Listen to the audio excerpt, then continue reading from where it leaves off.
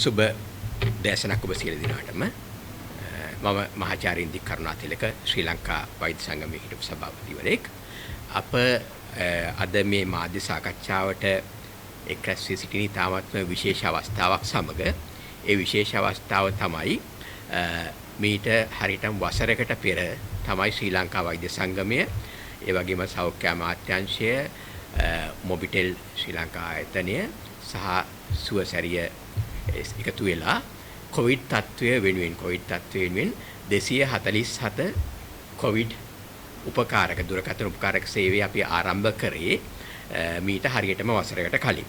ඔබට මතක ඇති මීට වසරකට කලින් ශ්‍රී ලංකාවේ තිබ්බ තත්ත්වය ඒ කියන්නේ ගිය වසරේ ජූලි අගෝස්තු මාසවල රෝගීන් සංඛ්‍යාව ශීඝ්‍රයෙන් වැඩි වෙලා මරණ සංඛ්‍යාව ශීඝ්‍රයෙන් වැඩි වෙලා සෞඛ්‍ය පද්ධතිය කඩා වැටෙන්න ඕන වෙන මට්ටමකට පැවතුණා. ඒ අවස්ථාවේදී රෝගීන් 100 ගණනක් දහස් ගණනක් දවසකට ඒ වාර්තා වෙමින් ඒ වගේම මරණ 100 ගණන් වාර්තා වෙමින් ඉතාමත් භයානක තත්ත්වයක තමයි අපේ රට පැවතුනේ. ඒ අවස්ථාවේදී සියලුම රෝගීන්ට ප්‍රතිකාර කිරීමට කිසිම හැකියාවක් තිබුණ නැහැ. සෞඛ්‍ය පද්ධතිය තුළ සෞඛ්‍ය පද්ධතිය කඩා වැටෙන ඕන වෙන තිබ්බ අවස්ථාවක ඒ අවස්ථාවේ තමයි ශ්‍රී ලංකා වෛද්‍ය සංගමයේ මූලික වෙලා මම කලින් සඳහන් කරන ආයතනත් එක්ක එකතු වෙලා 247 රෝගී උපකාරක සේවයේ දුරකථන උපකාරක සේවය ඒ අවස්ථාවේදී ස්ථාපිත කරේ. ඊට කලිනුත් මේ සේවය පැවතුණා වසර ගණනාවක් තිස්සේ. හැබැයි කොවිඩ් රෝගීන්ට විශේෂයෙන් උපකාර කරන ආකාරයට මහා විශාල පරිමාණයෙන් මේ සේවය ආරම්භ වුණේ මීට වසරකට කලින්. ඊට පස්සේ මේ සේවයෙන් ඉතා විශාල රෝගීන් සංඛ්‍යාවකට අපි උපකාර කරලා තියෙනවා. මේ වෙනකොට රෝගීන් දසදහස් ගණනකට ඒ කියන්නේ දුරකථන ඇමතුම් ගත්තොත් ලක්ෂයකට ආසන්න ප්‍රමාණයකට උපදෙස් දීලා තියෙනවා. ඒ දුරකථන ඇමතුම් වලට උපදෙස් දුන්නේ ලංකාවේ ඉන්න ඉහළ මට්ටමේ විශේෂඥ වෛද්‍යවරුන් කිසිම මුදලක් අය නොකර රෝගීන්ට මේ අවස්ථාවේදීම අවශ්‍ය උපදෙස් ලබා දුන විතරක් නෙමෙයි රෝහල් වලට යොමු කිරීම සඳහා අපි සුවසැරිය සම්බන්ධ කරගෙන අවශ්‍ය අමාරු රෝගීන් රෝහල් වලට යොමු කරා. ඒ සියල්ල හේතුව නිසා ඇත්තටම සෞඛ්‍ය පද්ධතියට සහ ශ්‍රී ලංකාවේ රෝගීන්ට විශාල සේවයක් සිදු වුණා ඒ අවස්ථාවේදී. ඉතින් මම හිතන්නේ ඒක අපි තාන්ත ආඩම්බරයෙන් සිහිපත් කළ හැකි අවස්ථාවක් තමයි වසරක් ගත වෙන අවස්ථාවේදී.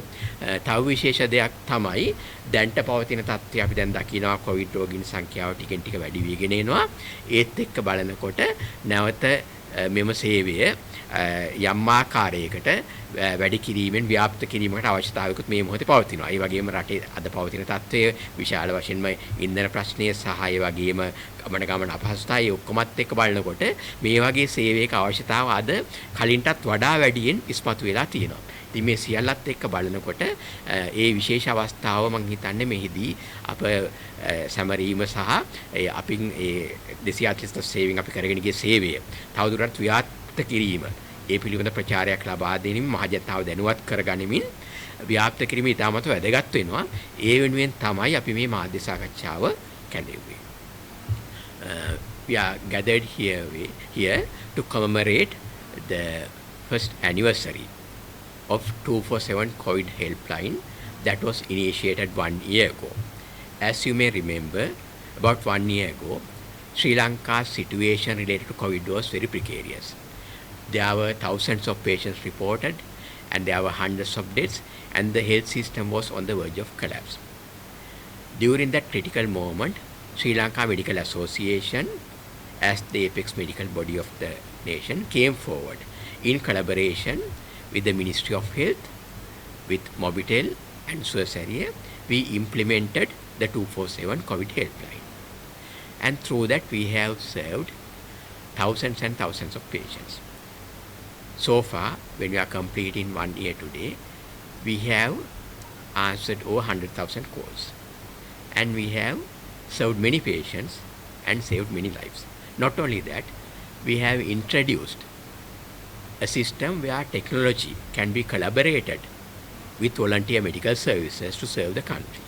And that would be a very important model for the future, because at the moment also we see the number of COVID patients are on the increase. Similarly, in the current situation where there are a lot of logistical difficulties in the health system and the transport system, this kind of online telemedicine systems will be very useful for the country in the future. Therefore, it's a very important moment to educate the general public about this 247 service and how we can expand from there onwards.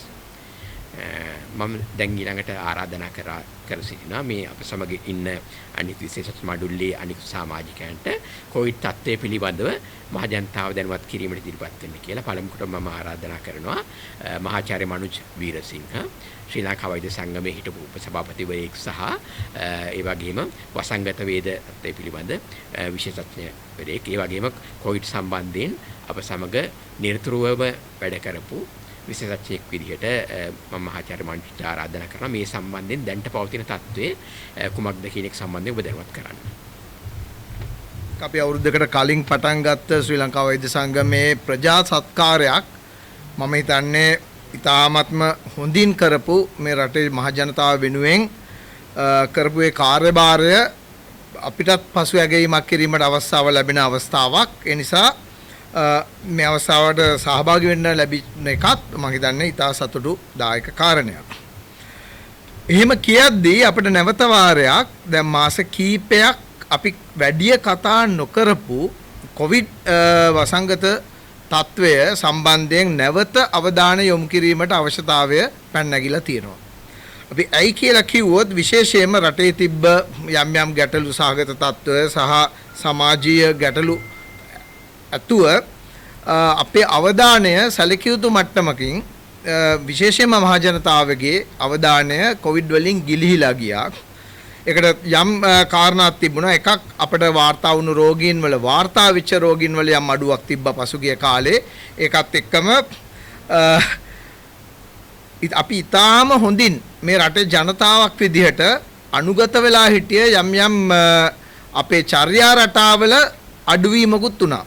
ඒකත් සම්බන්ධ කරගෙන තමයි මම අද Covid තත්ත්වය ගැන යම් පැහැදිලි කිරීමක් කරන්න බලාපොරොත්තු වෙන්නේ. හුදෙක්ම විශේෂයෙන්ම 2020 වසරේ මැද හරියේ ඉඳන් ඊටාම හොඳින් ලොකු ප්‍රචාරයක් සමගම අපහසුතාවයෙන් ඇති කරගත්ත යම් චර්යා රටාවක් අපි හැමෝගෙම තිබුණා. රටක් විදිහට අපි මුවාවරණ පැළඳීම සහ ඕනෑම තැනකට ඇතුල් වීමේදී හොඳින් අතපය හොදගෙන සහ අපි යම්කිසි පරතරයක් තියාගෙන වෙන එකක් තියා අපේ පොදු ප්‍රවාහන සේවයේදී පවා එවැනි තත්වයක් අපි ඇති කරගෙන තිබුණා. නමුත් පහුගිය කාලේ අපි දැක්කා ඒ චර්යා රටාවල යම් යම් වෙනස්කම් ඇති වුණා. ඒක සමහර චර්යා රටාව දීර්ඝ කාලින පවත්වා ගන්නට බැරි ඒවත් තිබුණා. නමුත් අර මූලිකවම මුවාවරණ පැළඳීම සහ විශේෂයෙන්ම ඔබගේ අත් පිරිසුදුව තබා ගැනීමේ හැකියාව දිගින් දිගටම කළ යුතු හොඳ පුරුද්දක්. නමුත් ඒකෙනුත් යම් යම් විදියකට අපි ඈත් වුණ බව අපි පහුගිය කාලේ දැක්කා. ඒ සියලුම தত্ত্ব එක්ක අපි බැලුවොත් අද මොකද්ද වෙලා තියෙන්නේ කොවිඩ් තත්ත්වයට. මම ඉස්සෙල්ලා කිව්වා වගේ ගෝලීය තත්ත්වය තුල දැක්කොත් එහෙම ඇත්තටම පහුගිය සතියක් විශේෂයෙන්ම අපිට දැනට තියෙන ගෝලීය දත් අනුව ජූලි මාසයේ අන්තිම සතියත් අගෝස්තු මාසයේ මුල් සතියත් අපි බැලුවොත් අපි දැක්කා සාමාන්‍යයෙන් රෝගීන් වාර්තා වීම සාමාන්‍යයෙන් බලන්නේ ඊට ඉස්සෙල් සතියත් එක්ක ගෝලීය තත්ත්වය යටතේ අපි දුටුවේ 9% විතර අඩුවීමක් ගෝලීය තත්ත්වයේ රෝගීන් වාර්තා වීම ලෝකේ පුරාම. ඒකේ විශේෂයෙන්ම සඳහන් කරොත් අපේ ආසියානු කලාපයේ දකුණු ආසියාව සහ අග්නිදිග ආසියානු කලාපයේ රෝගීන් වාර්තා වීම සැලකිය යුතු අඩුවක් දැක්කා. දැන් ඇත්තටම කියනවා නම් දැනටත් ලෝකේ වැඩිම රෝගීන් වාර්තා වීම තිබෙන්නේ යුරෝපයේ උතුරු ඇමරිකාවේ කියන ප්‍රදේශවල තමයි දැනටත් වැඩිම රෝගීන් වාර්තා වෙන්නේ සමස්තයක් විදියට. මරණ සංඛ්‍යාව දැක්කොත් සාමාන්‍යයෙන් දිනකට වන මරණ සංඛ්‍යාව 14000ක විතර සතියකට වන මරණ සංඛ්‍යාව 14000ක විතර ප්‍රමාණයක් තමයි දැක්කේ. ඒක නම් හැබැයි යම් මට්ටමක මේ අඩු වැඩි වීමකින් තොරව දිගටම පවත්වාගෙන යන ස්වභාවයක් තමයි ලෝක ස්වභාවයේ ලෝකෙ වටේම අපි දැක්කේ. දැන් ඔය ඔක්කොම පරිබාහිරව අපි ගත්තොත් ශ්‍රී ලංකාවේ තත්ත්වය අපි දැක්ක විදිහට පහුගිය සුමාන 3ක් විතර ඇතුළත අපි රෝගීන් වාර්තා වන ප්‍රමාණයේ යම් වැඩිවීමක් දක්නට ලැබුණා. ඒක හේතු දෙකක් වෙන්නට පුළුවන්. එකක් වෙන්න පුළුවන් මොකද ජනතාවගේ අඩු අවධානයත් එක්ක රෝගීන් තත්ත්ව ඇති වුණත් ඒක හුදෙක්ම අර රෝගී තත්ත්වයට අපි එච්චර සැලකිලිමත් වෙන්නේ නැතුව හිටියා වෙන්න පුළුවන්. ඒ සඳහා ප්‍රතිකාර නොගත්තා වෙන්න පුළුවන්. ඒ සඳහා අපි මේ ටෙස්ට් කිරීමකට නැත්නම් ඒක බලා ගැනීමකට රෝහලකට ගිහිල්ලා චෙක් කරගත්තා නොවෙන්නත් පුළුවන්. ඒ එක්කම අපි දකින කාරණයක් තමයි පහුගිය කාලේ රෝගීන්ගේ යම් වැඩිවීමක් වුණා වෙන්නටත් පුළුවන්. දැන් අපිට පේන විදිහට යම් වැඩිවීමක් වේගන යන බවයි දැනට පේන්නට තියෙන්නේ. උදාහරණයක් විදිහට ගත්තොත් අපි සාමාන්‍යයෙන් යන්නේ ලංකාවේ එපිඩිමොලොජි යුනිට් නැත්නම් වසංගත රෝධ අංශයේ උදේ 10ට හැමදාම වාර්තාවක් සපයනවා පහුගිය පැය 24 තුල කොවිඩ් තත්ත්වය කෙසේද කියලා.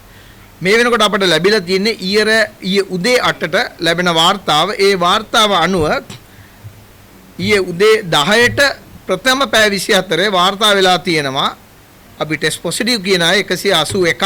ඒකම රෝහල් වල 1000කට ආසන්න රෝගීන් සමහර අය රෝහල් වල සමහර අය නිවෙස් වලට නිවසේ ප්‍රතිකාර සඳහා යොමු කරපු ඇතුළු 1000ක විතර ප්‍රමාණයක් පය 24 ඒ කියන්නේ සෙනසුරාදා දවස ඇතුළත වාර්තා වෙලා තියෙනවා. ඒක තමයි අත්ත තත්ත්වය සහ කොවිඩ් ආශ්‍රිත මරණ 5ක් වාර්තා වෙලා තිබ්බා ඒ පැය 24 තුල.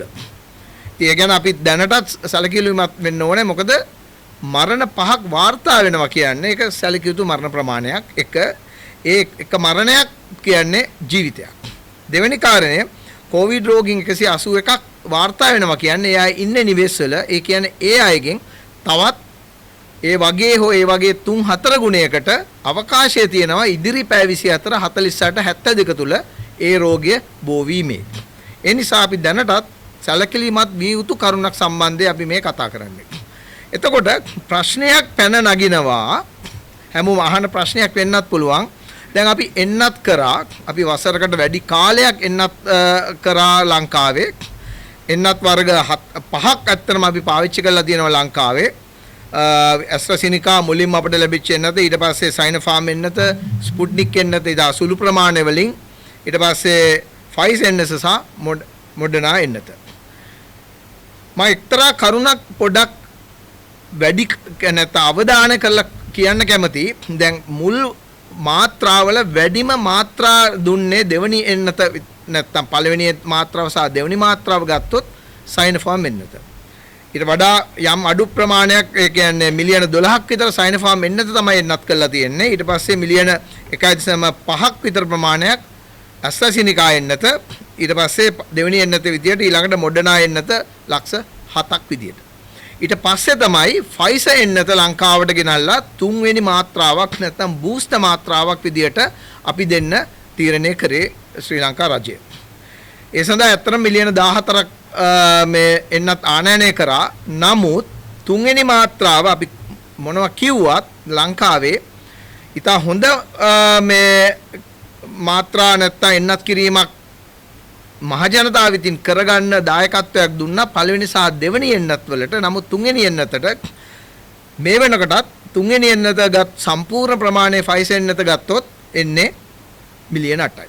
ඒ කියන්නේ මිලියන 14ක් විතර පළවෙනි දෙවෙනි එන්නත් නැත්නම් දෙවෙනි එන්නත සම්පූර්ණ කරපු අයගෙනුත් මිලියන 5ක් 6ක් අතර ප්‍රමාණයක් තුන්වෙනි එන්නත සඳහා ඇවිල්ලා නැහැ.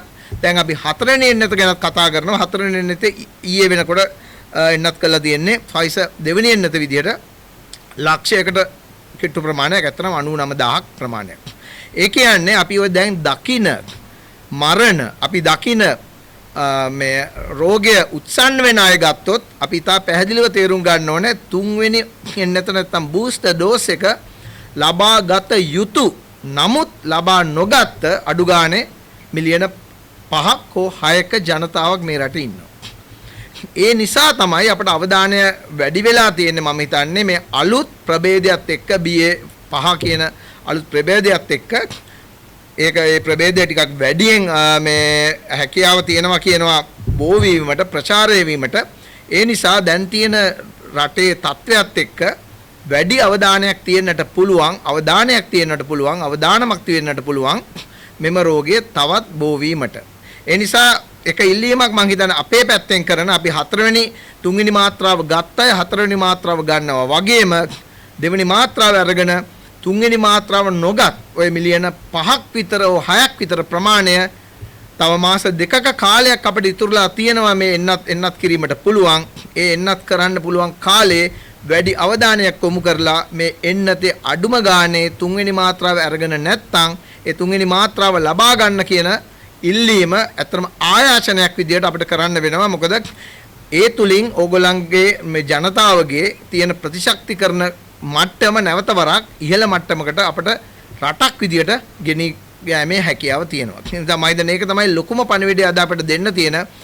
තුන්වෙනි මාත්‍රාව මේ වෙනකොටත් අරන් නැත්නම් අපි හතරවෙනි මාත්‍රාවක් කතා කරත් අඩු ගානේ තමන්ගේ තුන්වෙනි මාත්‍රාව ගන්නටවත් ලංකාව වටේම අවස්ථාව තියෙනවා මේ එන්නත ලබා ගන්න. කරුණාකර හැකි ඉක්මනින් යන්න. විශේෂයෙන්ම අවුරුදු 60ට වැඩි අය වෙනත් නිදාන්ගත රෝග තියෙන අය විශේෂයි. මොකද ඕගොල්ලන්ට තියෙන අවදානම වැඩි.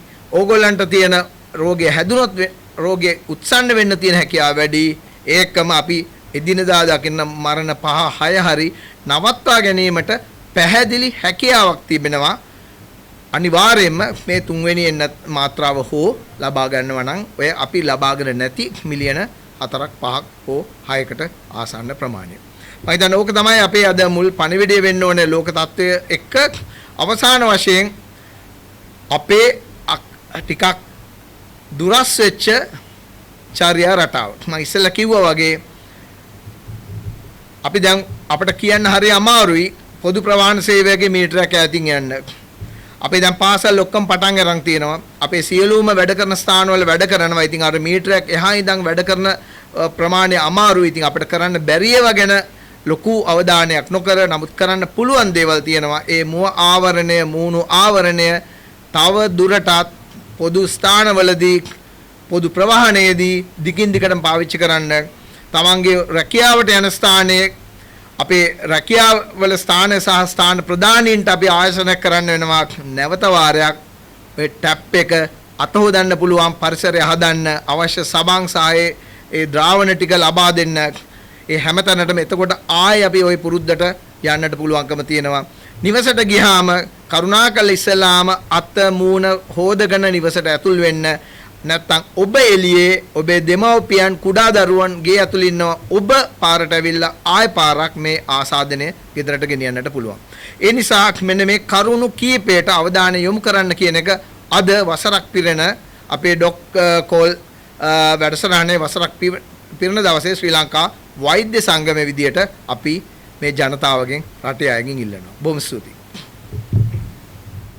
මම වෛද්‍ය රුවේල් සනිෆා මම ශ්‍රී ලංකා වෛද්‍ය සංගමයේ හිටපු සභාපති. හැබැයි මේ අවස්ථාවේ කතා කරන්නේ ඩොක්ටර් 247 අනුකමිටුවේ සභාපති හැටියට. මගේ ඉදිරිපත් කිරීම අංග දෙකක් තියෙනවා. එකක් මහාචාර්ය ක්‍රිෂාන්ත වීරසිංහගෙන් පටන්ගෙන ඒ ටික ඉවර කළා. අන්තිමට මේකේ සභාපති හැටියට මට ස්තුති කරන්න පාර්ශවකරුවන් කිහිප දෙනෙක් ඉන්නවා. ඒගොල්ලන්ව මේ අවස්ථාවේදී සිහිපත් කිරීම ශ්‍රී ලංකා වෛද්‍ය සංගමයේ යුතුයකමක්. මම ඒ හින්දා මගේ මේ ප්‍රසන්ටේෂන් එක කැලි දෙකකින් කරන්න. මහාචාර්ය ක්‍රිෂාන්ත කිව්වා වගේ දැනට තියෙන තත්ත්වය මහාචාර්යතුමා හොඳට පැහැදිලි කළා. හැබැයි අපි පොඩ්ඩක් මතක් කරගන්න ඕන අපි දැන් ඉන්නේ ඔමික්‍රොන් ප්‍රභේදයේ BA.5 එතුමා මේ සඳහන් කරා. ඉතින් අපි මුලින්දම ගත්තම අපි ඇල්ෆා ප්‍රභේදය, ඩෙල්ටා ප්‍රභේදය, ඔමික්‍රොන් ප්‍රභේදය දැන් ඉන්නේ ඔමික්‍රොන් එකේ B5 මේ ප්‍රභේදයක් යටතේ, අණු ප්‍රභේදයක් යටතේ. ඉතින් මොනවා ගත්තත් තාම කොවිඩ්. ඉතින් කොවිඩ් වසංගතේ තාම අපි අතරේ තිබෙනවා. ඉතින් ඒක තමයි මුලින්ම මතක තියාගත්ත යුත්තේ. මහාචාර්යතුමාගේ අර අදහස් පිළිපදින්න නම් තමන් හිතේ තියාගන්න ඕනේ අපි ඉන්නේ තාම පැන්ඩෙමික් එකක නැත්තම් මේ තාමත්ම මේ රෝගය පැතිරෙන ස්වභාවික ලෝකේ ගත්තත් එහෙමයි ඒත් ඒ සංඛ්‍යා අඩුයි. ඉතින් අපි ඇල්ෆා ප්‍රභේදය ගත්තත් ඩෙල්ටා ප්‍රභේදය ගත්තත් ඔමික්‍රොන් ප්‍රභේදය ගත්තත් රෝගීන් දැන් මම මේ පෞල් සෞඛ්‍ය වෛද්‍යවරයෙක් හැටියට කියන්නේ රෝගීන් ගත්තම කාණ්ඩ තුනකට බෙදන්න පුළුවන්. එකක් ඒගොල්ලන්ගේ රෝග ලක්ෂණ රෝගය හැදුනට එච්චර ප්‍රබල නැහැ. ඒ කියන්නේ mild, moderate and severe. මේකෙන් ගත්තම ඩෙල්ටා ඇල්ෆා මොන ප්‍රභේදයක් ගත්තත් 80% අනිවාර්යයෙන්ම රෝහල් ගත නොවිය යුතු කොට්ටාශයන්. ඒගොල්ලන්ව අනවශ්‍ය ලෙස රෝගී රෝහලට ඇතුළු කළොත් ඇත්තටම රෝගී තත්ත්වවල පවතින අයගේ ගුණ මේ රෝගය සුව කිරීමේ හා මේ බලා ගැනීමේ ගුණාත්මක භාවයේ අඩුවීමක් ඇති වෙන්න පුළුවන් රෝගී සංඛ්‍යාවෙන්ද. එම නිසා මේ ඩොක් 247 සේවයෙන් කරන්නේ අන්න ඒකයි. දැන් අපිට 80%ක් ඉන්න mild to moderate asymptomatic රෝගීන්ව බලා ගන්න ක්‍රමවේදයක් ඇති කරලා තියෙනවා ඩොක් 247 මොබිටෙල් හා සුවසැරිය හරහා. සුවසැරිය හරහා ඒ කරන මේ පාර්ශ්වකරුවාගෙන් කරන සේවය ඉතාමත් අගනීය වන්නේ අර 120 වෛද්‍යවරයෙක්ගේ නිර්දේශය මත ඉක්මනින් රෝහල් තත්වයකට ගෙන යාමේ සේවය තමයි ඔවුන් අවුරුද්දක් තිස්සේ අඛණ්ඩව ඉන්ධන තත්වය තුළ මේ අපේ තියෙන ආර්ථික තත්වය තුළ කරගෙන යන්නේ. ඉතින් ඒ තුමන්ලාට අපේ ස්තුතිය පුද කරන්න ඕන. දැන් ගෙවල් වල ඉන්නකොට මොකද්ද කරන්නේ කියන ප්‍රශ්න ඇති වෙනවා. ඒකට අපේ මහාචාර්ය ඉන්දික මැතිතුමා ඇතුළු පිරිසක් ඩොක් 247 මේ ඒ ට්‍රයඩ් සිස්ටම් එකක් ඇති කරලා තියෙනවා. ඒකට කතා කළොත් යම්කිසි ප්‍රශ්න කිහිපයක් මේ අහලා වෛද්‍යවරයෙක් ශ්‍රී ලංකා වෛද්‍ය සභාවේ ලියාපදිංචි වෛද්‍යවරයෙක් විශේෂඥ වෛද්‍යවරුත් ඉන්නවා. ඒකේ ඒ එතුමන්ලා එතුමියන්ලා මේ රෝග ලක්ෂණ නිර්ණය කළා යම්කිසි රෝග පිළිබඳ රෝගියාට උපදෙස් දෙනවා. ඒතර එපමණක් නොවේ ඒ රෝගියාව ෆලෝ අප් උත් කරනවා. ඒ කියන්නේ අවශ්‍ය වෙලාවට කතා කරලා යම්කිසි රෝග ලක්ෂණ තිබෙනවා නම් ඒව බලලා අවශ්‍ය වෙලාවට ස්පිතාල වලට යන්න සුවසැරිය හරහා පහසුකම් තවමත් තියෙනවා. ඉන්ධන ප්‍රශ්නයක් තිබුණට දුමින්ද රත්නායක මැතිතුමත් සොහාන් මැතිතුමත් ඉන්නවා. ඒගොල්ලන් කියනවා ඉන්ධන තත්ත්වයේ මේ තිබෙන මේ බාධක මැද වුණත් ඒ සේවය අපිට ලංකාවේ ජනතාවට ලබා දෙන්න මොබිටෙල් ඒ වේදිකාව හරහා ලබා ගන්න පුළුවන්. ඊගාට මම කියන්න කැමතියි දැන් ගෙවල් වල ඉන්නවා නම් දැන් මහාචාර්ය ක්‍රිෂාන්ත මැතිතුමා කිව්වා අතසෝදා ගන්න මේ ප්‍රිවෙන්ටිව් මෙෂර්ස්. රෝගේ හැදුනම කළ යුත්තේ මොකද්ද කියන එකත් මම හිතන්නේ රටේ ජනතාව දැනගන්න ඕන. මහාචාර්ය ක්‍රිෂාන්ත කිව්වා වගේ ඔමික්‍රොන් BA.5 ප්‍රභේදය මේ එච්චර දරුණු අර මේ ඩෙල්ටා ප්‍රභේදය වගේ මාරාන්තික වෙන්නේ නැහැ. මේ ට්‍රාන්ස්මිසිබිලිටි එක හුඟක් තිබුණාට එහෙත් සුළු ප්‍රමාණයකට මාරාන්තික විය හැකියි. ඉතින් මේ මාරාන්තික වෙන රෝගීන් මුලින් හා ඉක්මනින් හඳුනාගෙන ඔවුන් විශේෂඥ රෝගී සේවා වලට ලබා දීම තමයි මේ නේවාසිකව අපි බලා ගන්න රෝගීන්ගෙන් අපි ට්‍රයජ් කරලා හොයා ගන්න ඕන. එතකොට මේ රෝග ලක්ෂණ පිළිබඳව අපි දැනුවත් වෙන්න පුළුවන්. අපේ වෙබ්සයිට් එකට ඇවිල්ලා සෞඛ්‍ය අමාත්‍යාංශයේ වෙබ්සයිට් එකට ගිහලා රෝග ලක්ෂණ තියෙනවා. රෝගය දරුණු වෙනවා නම් හුස්ම ගැනීම අපහසුතාවයක් තිබෙනවා නම් උණ වැඩි කාලයක් තිබෙනවා නම් වහාම 247 හරහා අපිත් එක්ක සම්බන්ධ වෙන්න. අනිත් කාරණේ මේ මං හිතන්නේ මම පෞල් සෞඛ්‍ය වෛද්‍යවරයෙක් හැටියට නිතරම අහනේවා අපිට රෝගය හැදුනා ඒත් එච්චර අමාරු නෑ. ඊගාවට මොකද්ද කරන්න ඕන? කවදද අපිට එළියට යන්න පුළුවන්? මේ මොකද්ද ගන්න පුළුවන් පියවර? මේ මුලින්ම මේ මහාචාර්ය ක්‍රිෂාන්ත කිව්වා වගේ කරුණාකරලා එන්නත් ලබා ගන්න. ඒක අනිවාර්යයෙන්ම කළ යුතු දෙයක්. 4 වෙනි මාත්‍රාව ලබා ගන්න. ඊගාවට රෝගේ හැදුනොත් නිවාසික ප්‍රතිපාර ලබා ගන්න මම හිතන්නේ අගෝස්තු 9 වෙනිදා ඉතුරු කරපු මේ නිකුත් කරපු චක්‍රලේඛනයේ අනුව තවත් කරන්න පුළුවන්. ඒ කියන්නේ මේ නිවාසවල බලා ගන්න පුළුවන් සෞඛ්‍ය අමාත්‍යාංශයේ උපදෙස් මත. ඒකට සමයි 247 සේවය නැවතත් තියෙන්නේ. අපිත් එක්ක සම්බන්ධ වෙන්න අපේ වෛද්‍යවරු කණ්ඩායමක් කැප වෙලා ඉන්නවා. මේ රෝගීන්ගේ රෝග ලක්ෂණ විනිශ්චය කළා තමන්ව මේ මාර්ගයට යවන්න. රෝගය හැදුනට පස්සේ asymptomatic, mildly symptomatic, moderately symptomatic මේ ඒ රෝගේ තුන තත්ත්වය තුල තියෙනවා නම් නිවස් වල ඉඳන් ප්‍රතිකාර කරන්න පුළුවන් යම් කිසි වෛද්‍ය නිරීක්ෂණයක් මත. එහෙත් severe දරුණු රෝගය තිබෙනවා නම් කිසිම හේතුවක් මත තමන් නිවස් වල ප්‍රතිකාර ලබා ගන්න හිතන්නවත් එපා. විශේෂඥ වෛද්‍යවරු හම්බෙලා රෝගී රෝහලට ගොස් ප්‍රතිකාර ලබා ගන්න. ඊට පස්සේ දැන් අර asymptomatic, mild, moderate මේ ඔක්කොම ටෙස්ට් කරන්න ඕනේ. ඒ කියන්නේ PCR හෝ RAT එකකින් පොසිටිව් වුණාට පස්සේ රෝගය නිශ්චිත වුණාට පස්සේ රෝගිය තිබෙනවා නම් එතනින් එහාට මොකද්ද කරන්න පුළුවන්? mild, moderate ගැන මම කියනනම් severe නම් ස්පිතාලට ගිහලා එතනින් එහාට බෙහෙත් ගන්න ඕන.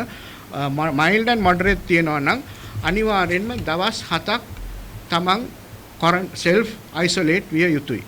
ඒ කියන්නේ තමන්ගේ නිවස තුල අනිත් අයට රෝගය බෝ නොවන විදියට මේ ඒ කාමරයක් තිබෙනවා නම් ඒ අවශ්‍ය පහසුකම් සලස්වාගෙන නිවස තුල සිටිය යුතුයි දවස් 7ක්.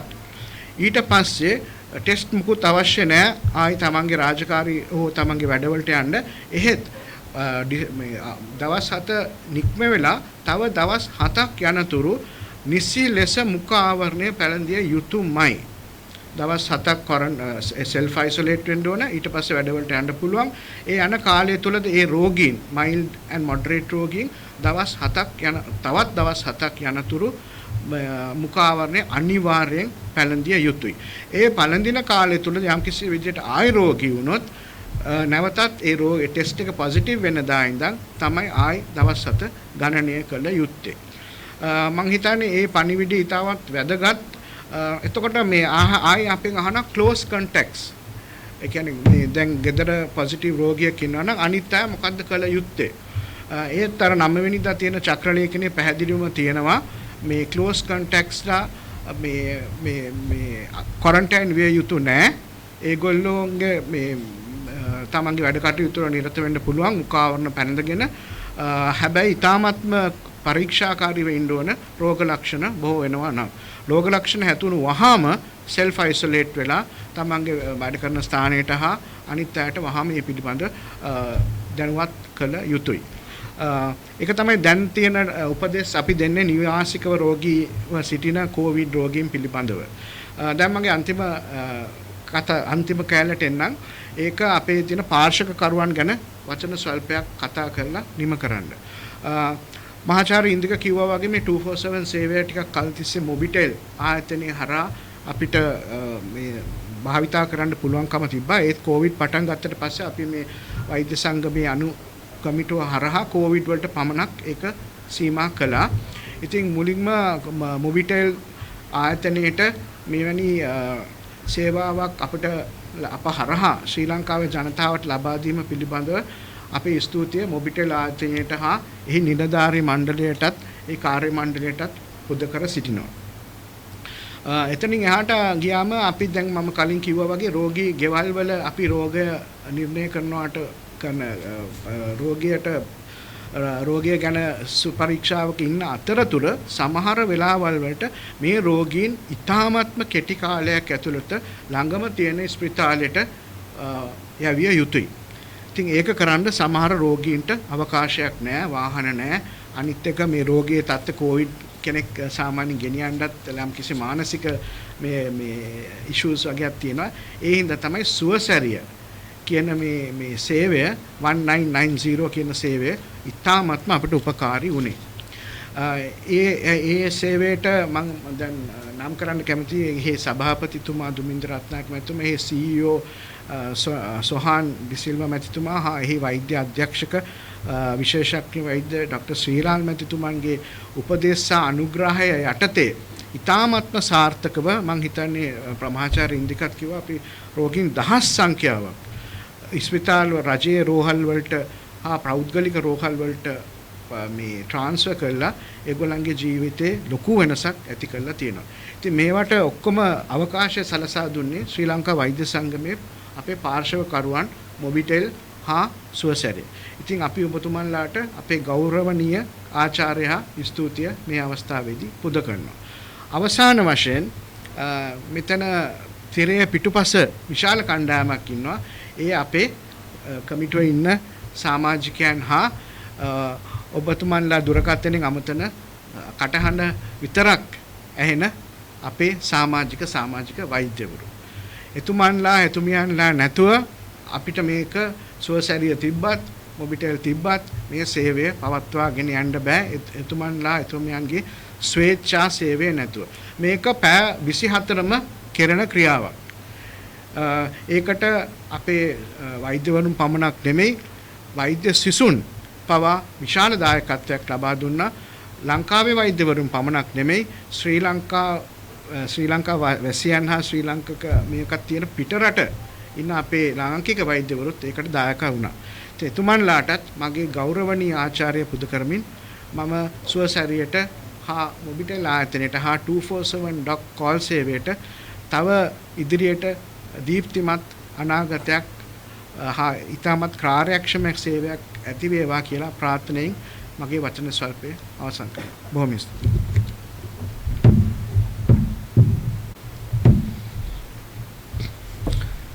සුබ දවසක් සමටම මම වෛද්‍ය පීජේසි පෙරේරා ළමා රෝග විශේෂඥවරයෙක්. මම හිතන්නේ මට එකතු කරලා තිබුණ කාර්යය තමයි මේ හුඟක් අවස්ථාවලදී මේ ශ්‍රී ලංකාවේ ජනතාවත් අනිත්‍යත් වෛද්‍යවරුන්ටත් තියෙන ප්‍රශ්නයක් තමයි මේ පහුගිය කාලවල වල වෙච්ච ඒවා හුඟක් ඉක්මනට අමතක වෙනවා. මේ අපි වෛද්‍ය විද්‍යාව වශයෙන් කියනවා නම් ඒකට අපි කියනවා සමහර වෙලාවට මිනිත් මෙමරි කියලා. ඒ කියන්නේ මතක හිටින්නේ මේ මිනිත්තු ගාණක් පමණයි කියලා. ඉතින් ඒකින්ද මම හිතුවා ඒක වැදගත් අපි මේ ගිය අවුරුද්දේ මොනවද වුනේ කියලා අපේ තියෙන අත්දැකීම් පොඩ්ඩක් පැහැදිලි කරලා දෙන්න. හුඟක් දෙනෙක් දැන් ඔය රුවෙස් මැතිතුමා කිව්වා වගේ හුඟක් දෙනෙක් දන්නේ මේක මොකද්ද උනේ කියලා. මේකේ මේ තිරේ පිටිපස in the background මොනවා වුණාද කියලා. මම හිතන්නේ වෛද්‍යවරුනුයි වෛද්‍ය ශිෂ්‍යනුයි මම හිතන්නේ 1000කට ප්‍රමාණයක් කිට්ටු ප්‍රමාණයක් පමණ මේකට තිරේ පිටිපස සම්බන්ධ වෙලා හිටියේ. දැන් මේකට මේ දුරකථන මතුමක් ආපුවම ඩොට් කෝල් 247ට දැන් මේක සිස්ටම් එකෙන්ම ඒක හැදිලා එවනවා එතන ඉන්න වෛද්‍යවරයෙකුට හරි සමහර අවස්ථාවලදී වෛද්‍ය ශිෂ්‍යයෙකුට හරි. දැන් එයා තීරණයක් ගන්න ඕනේ විශේෂයෙන්ම මේ අපිට කතා කරන තැනැත්තා රෝහලකට යවිය යුතුද නැද්ද කියලා. ඒක තමයි පළවෙනි. දැන් මේ මට ඉස්සෙල්ලා කතා කරපු හැම කෙනාම කිව්වා දැන් 80%ක් පමණ මේකට එච්චරම ලොකු දෙයක් නෑ අපිට ඒක බලා ගන්න පුළුවන් ඒ රෝගියාව ගෙදර තියලා කියලා. දැන් මගේ විශේෂඥ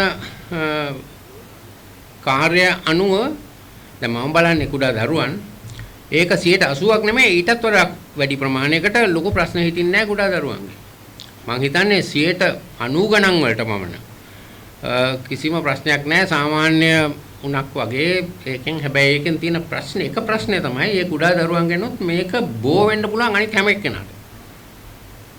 ලොකු ප්‍රශ්නයක් නැති වුණාට දරුවට එයාගෙන් බෝ වෙන්න පුළුවන් සමහරට විශේෂයෙන්ම අවුරුදු 60කට වඩා වැඩි දැන් හැම ගෙවල් වලම ඉන්නවා මේ වගේ තියන අය. ඉතින් ඒ කෙනෙකුට බෝ වුණොත් එහෙම ඒගොල්ලන්ට ලොකු ප්‍රශ්න හිටින්න පුළුවන්. මොකද කුඩා දරුවට ලොකු ප්‍රශ්නයක් නැති වුණත් මේ රෝගයෙන් මේ වගේ වැඩිමහලු කෙනෙකුට හැදුනත් විශේෂයෙන්ම අනිත් අතුරු ආබාධ ඇති අයට හැදුනත් මේක ලොකු ප්‍රශ්නයක් වෙන්න පුළුවන්. ඉතින් දැන් අපිට ආපු මේ දුරකථන ඇමතුමෙන් මේවා කුඩා දරුවන්ගේ ඒවා වෙනම ළමා රෝග විශේෂඥයන්ට අරින්න පහසුකමක් තිබුණේ නැහැ. ඒක හුඟක් අවස්ථාවලදී එතන සිස්ටම් එකේ හිටපු ඕනේ වෛද්‍යවරයෙකුට යනවා. හැබැයි ඒගොල්ලන්ට ප්‍රශ්නයක් තිබුණොත් හරියට තීරණයක් ගන්න බැයි නම් ඒක ඒ දුරකථන අංකය තියෙනවා අපිට හොයාගන්න පුළුවන්. ඒකට ඉස්සෙල්ලා ළමා රෝග විශේෂඥයන්ගෙන් එයාගෙන් අවවාද ලබා ගන්න පුළුවන්. ඉතින් ඒ අනුව අපිටත් පුළුවන් ඒ අතින් ගිහින් එයාට කියන්න මේ දරුවව ස්පිතාලයකට ඇතුල් කරන්න ඕනේ. නැත්තම් මේ විදිහට බලන්න පුළුවන් ගෙවල් වලදී. තව එකක් තියෙනවා. දැන් මම මේ සිස්ටම් එකේ වැඩ කරන අවස්ථාවවලදී මම ළමා රෝග විශේෂඥවරයෙක් වුණත් මට හුඟක් අවස්ථාවලදී ආවේ වැඩිහිටියන්ගේ ප්‍රශ්න. ඉතින් ඒවත් විසඳන්න වෙනවා. දැන් සමහර අවස්ථාවලදී ඒ විසඳන්න තිබිච්ච ඒවා ලොකු ප්‍රශ්න හැටියට අපිට හිතා ගන්න පුළුවන්. මම මේක උදාහරණයක් කියන්න. ඒක දුරකථන ඇමතුමක් ආවා ටිකක් වැඩිමහලු නෝනා කෙනෙක්ගෙන් මට කොවිඩ් තියෙනවා මම ටෙස්ට් වලින් පොසිටිව්. හැබැයි දැන් දවස් දෙකක් මට දැන් දවස් 3කට විතර උණ තිබුණා.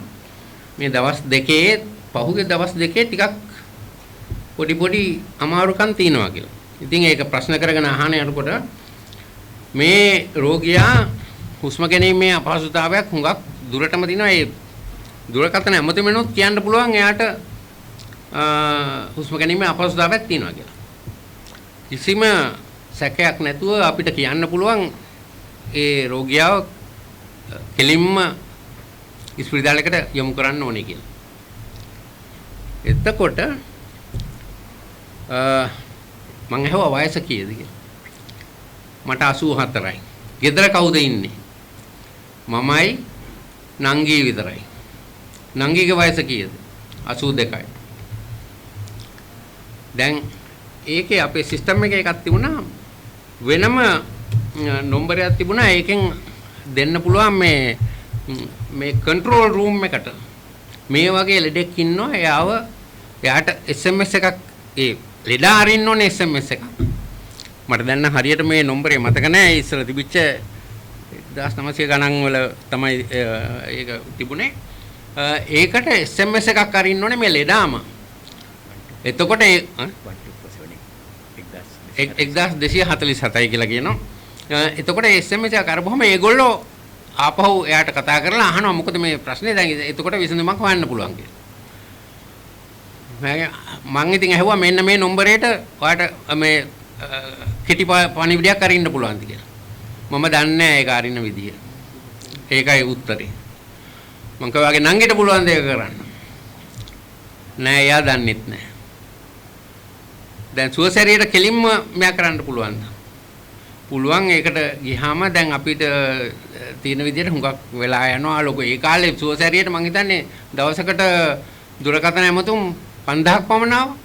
සමහර අවස්ථාවලදී. ඉතින් 10000ක්. ඒ කියන්නේ මමත් අඩුවෙන් කියලා තින්නේ එහෙමනම් 10000ක් 10000ක් ඒ වගේ ගණන් වලට එවලා තියෙනවා. ඉතින් ඒගොල්ලන්ටත් ලොකු ප්‍රශ්නයක් තියෙනවා. හැබැයි මේකට විසඳුම අපිට පුළුවන් හොයන්න. මොකද අපිට වෙනම දුරකථන ජාලයක් දීලා තිබුණා සුවසැරයට කෙලින්ම අපිට කතා කරන්න පුළුවන් විදිහ. ඉතින් මං කිව්වා මෙයාට හරි ටෙලිෆෝන් එක ඔෆ් කරන්න කියන්නේ මේ කෝල් එක ඔෆ් කරන්න වෙන කෝල්ස් ගන්න එපා. මම මේක විසඳන්නම්.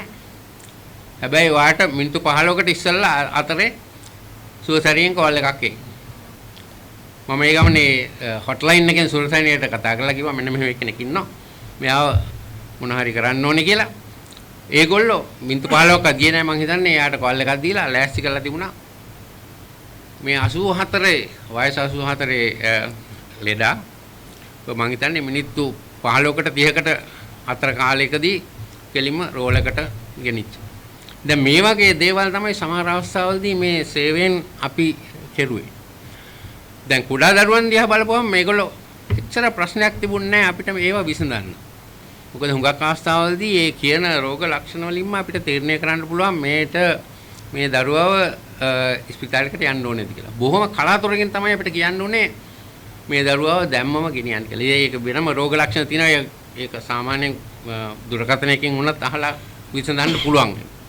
මේ වගේ තත්ත්වයක් තියෙනවාද කියලා. හැබැයි සමහර අවස්ථාවලදී බොහොම සුළු ප්‍රතිශත ප්‍රමාණයක් මම හිතන්නේ 100%කටත් වඩා අඩු ප්‍රමාණයකට කුඩා දරුවන්ට ලොකු ප්‍රශ්න හිටින්න පුළුවන් මේ රෝගේ. ඒ වගේ අවස්ථාවලදී අපිට හොයලා කියන්න පුළුවන් ඒක දුරකථනයෙන් හොයා ගන්න පුළුවන් ඒකෙන්. ඒ නියම ප්‍රශ්න අහපුවම ඒ දරුවම අපිට කියන්න පුළුවන් කෙලින්ම මේ දරුවව ස්පිතාලෙට ගෙනියන්න කියලා. දැන් මේ හුඟක් අවස්ථාවලදී ඒ කුඩා දරුවෙක්ව ගෙනියන්න ඕන නම් වෙන වාහනයකින් කෙලින්ම ගෙනියන්න පුළුවන් ලොකු ප්‍රශ්නයක් නෙමෙයි. මේ ලොකු වැඩිමහලු අය විශේෂයෙන්ම ගෙනියන්න නම් හුඟක් අවස්ථාවලදී අපිට සුවසැරියේ සහාය පතන්න අවශ්‍ය වෙලා තිබුණා. දැන් මේ වගේ දේවල් තමයි මේ ඩොක්කෝල් 247 සේවයෙන් උනේ. දැන් මේක හුඟක් අවස්ථාවලදී මම ඉස්සලම කිව්වා වගේ මේක අමතක වෙලා තියෙන්න පුළුවන්. දැන් අපි ප්‍රාර්ථනා කරනවා අපි හිතනවා මේ වගේ තත්ත්වයක් නැවත උදා වෙන්නේ නැහැ කියලා. අපේ ප්‍රාර්ථනාව ඒකයි. හැබැයි අවාසනාවන්ත විදිහට ඒ වගේ තත්ත්වයකට අපිට ආවොත් අපිට කියන්න පුළුවන් සාහිතිකම කරලා අපිට නැවත ඒ විදිහටම ඒකට උත්තර හොයන්න පුළුවන් රෙස්පොන්ඩ් කරන්න පුළුවන්. ස්තුතියි.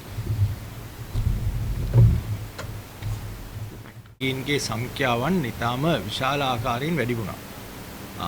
අපි අපි ඒක වේව්ස් කියලා හැඳින්වුවා. ඒතර මේ වගේ 3ක් 4ක් ආවා. ඒ අවස්ථාවලදී විශේෂයෙන්ම 3 වෙනි 4 වෙනි අවස්ථාවලදී ඊටාත්ම අධිකව මේ රෝගීන්ගේ සංඛ්‍යාව වැඩි වුණා. ඉතින් මේකත් එක්ක රෝහල් වල අධික තදබදයක් ඇති වෙන තත්ත්වයක් ආවා. ඉතින් මේකෙදී අපි දැකපු දෙයක් තමයි සමහර වෙලාවට මේ එන රෝගීන් සමහර වෙලාවට ඒගොල්ලෝ එන්නේ ප්‍රමාද වෙලා. සමහර වෙලාවට රෝහල්ගත නොකළ යුතු අය ඒ ගැන නිසිය වෛද්‍ය උපදේශයක් නැති නිසා කොවිඩ් පොසිටිව් කියලා දැනගත්තාම රෝහල්ගත වෙනවා. ඉතින් මේ ප්‍රශ්න කිහිපයටම අපි ලොකු විසඳුමක් විදියට දැක්කා මේ 247 සේවාව. මොකද අපිට එක අවස්ථාවක් ආවා මේ රෝහල් තදබදය නිසා රෝගීන් ඇතුළු කර ගැනීම පවා අපහසු වෙන තත්ත්වයක් ආවා. මං වැඩ කරන රෝහල විතරක් නෙවෙයි අනිත් බොහෝ රෝහල් වල. එතකොට මේ தත්ත්වය මගහැර ගන්න මේ 247 සේවාවෙන් වෙච්ච සේවය ඉතාමත්ම වැදගත්.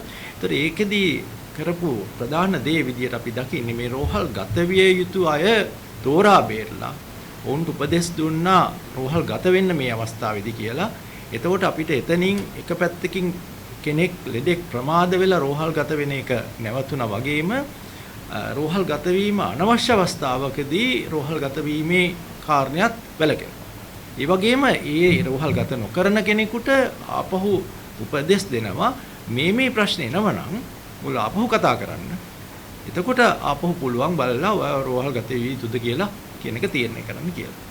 ඒ නිසා එක පැත්තකින් රෝගීන් අසාධ්‍ය වෙල රෝහල් ගත වෙන එක නැවතුණා වගේම අනවශ්‍යව රෝහල් ගත වීමත් නැවතුණ නිසා තමයි අපිට හැකියාව ලැබුණේ මේ 247 සේවාවේ සම්බන්ධීකරණයත් එක්ක මේ රෝගීන් කළමනාකරණය පහසුවෙන් කරගන්න.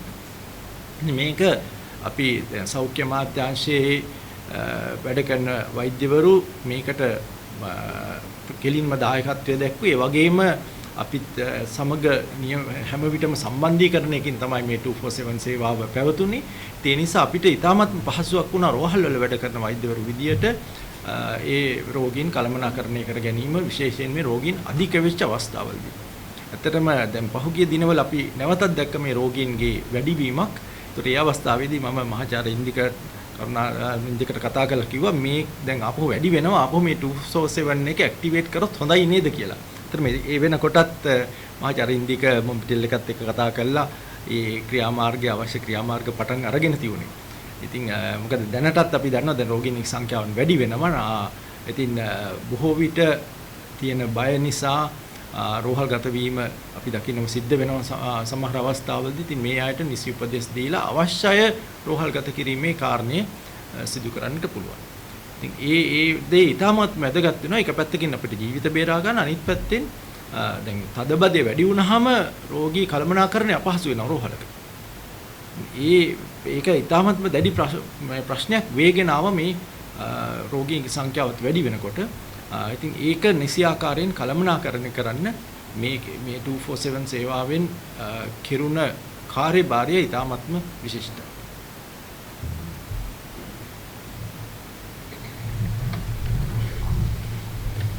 දැන් මේ මාධ්‍ය සාකච්ඡාවේ මූලික අවස්ථාව මෙතනින් අපි නිමාවට පත් කරනවා. ඉතින් නැවතත් අපි මෙහිදී ගත පණිවිඩ ගත්තොත් එහෙම මේ ඉතා වැදගත් අවස්ථාවක්. ඒ කියන්නේ 247 රෝගී උපකාරක සේවය ශ්‍රී ලංකා වෛද්‍ය සංගමය ඒ වගේම මොබිටෙල් ආයතනය සුවසැරිය සියලු දෙනා එකතු වෙලා සෞඛ්‍ය අමාත්‍යාංශයත් එක්ක වෙලා කරන මේ සේවය අපි දිගින් දිගටම පවත්වාගෙන යනවා. ඒ වගේම අපි මාධ්‍ය වලින් ඉල්ලා සිටිනවා මේ සම්බන්ධයෙන් ජනතාව දැනුවත් කරන්න මේව සේවයක් පවතිනවා කියන එක. ඒ වගේම තවත් ඉතා වැදගත් මෙති සඳහන් කරා එන්නත් කරණේ වැදගත්කම. ඒ වගේම මූලික රෝගය වැළැක්වීමේ ක්‍රියාමාර්ග මුවාවරණ පැළඳීම සායේ සියලු දේවල් දැන් තියෙන තත්ත්වයේ මත වුණත් හැකියතාක් දුරට පවත්වාගෙන යාම මේ සම්බන්ධ වැදගත්කම අපි කතා කරා. තවත් විශේෂයෙන් සඳහන් කළ යුතු දෙයක් තමයි මේ 247 සේවාව එක ජාතික මට්ටමේ පැවතුන සේවාවක්. සෞඛ්‍ය අමාත්‍යාංශයත් එක්ක එකතු වෙලා ඒ වගේම ලෝක සෞඛ්‍ය සංවිධානයේ මේදී අපිට තවත් අමතක කරන්න බෑ කොවිඩ්-19 වැළැක්වීමේ ජාතික ක්‍රියාන්විත මධ්‍යස්ථානයෙන් අපට ලැබුණු සහයෝගය. ඇත්තරම සෞඛ්‍ය අමාත්‍යාංශය මේ සියල්ල එකතු කරලා සමෝදානික සේවාවක් වශයෙන් තමයි පවත්වාගෙන ගියේ. ඒ සියලු දෙනාම එකතු වෙලා කරපු සේවාවක්. ඉතින් මම හිතන්නේ මේ අවස්ථාවට ඒ ඉතා වැදගත් වෙනවා. අප මේ මාධ්‍ය සාකච්ඡාවේ මූලික කටයුතු මේ නිමාවටපත් කරනවා. හැබැයි මාධ්‍ය වලට යම් ප්‍රශ්න තියෙනවා නම් අපිට යම් කාලයක් ගත කරන්න පුළුවන් ඒ ප්‍රශ්න වලට පිළිතුරු දෙන්න. විශේෂ වෛද්‍ය ආනන්ද විජේවික්‍රම ඉන්නවා. ඒ වගේ විශේෂ වෛද්‍ය පීඩිස් ප්‍රියරා සර්විස් ඩෝරින් නිස් වගේ තන්නේ මාධ්‍ය වලට යම් ප්‍රශ්න තියෙනවා නම් අපිට ඒවට උත්තර දෙන්න පුළුවන් ව්‍යවස්ථාවක්.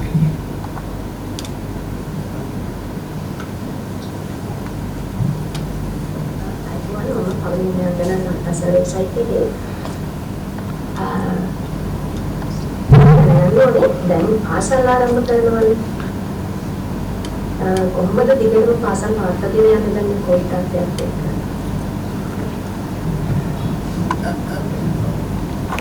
ඔබසුගේ ප්‍රශ්නයට මයික් එක.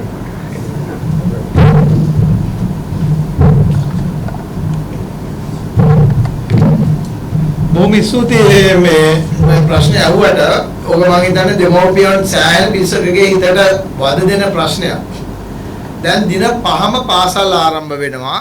අවුරුදු 2ක් බොහෝ විට ගෙවල් වලදී දරුවන් පාසලට එනවා.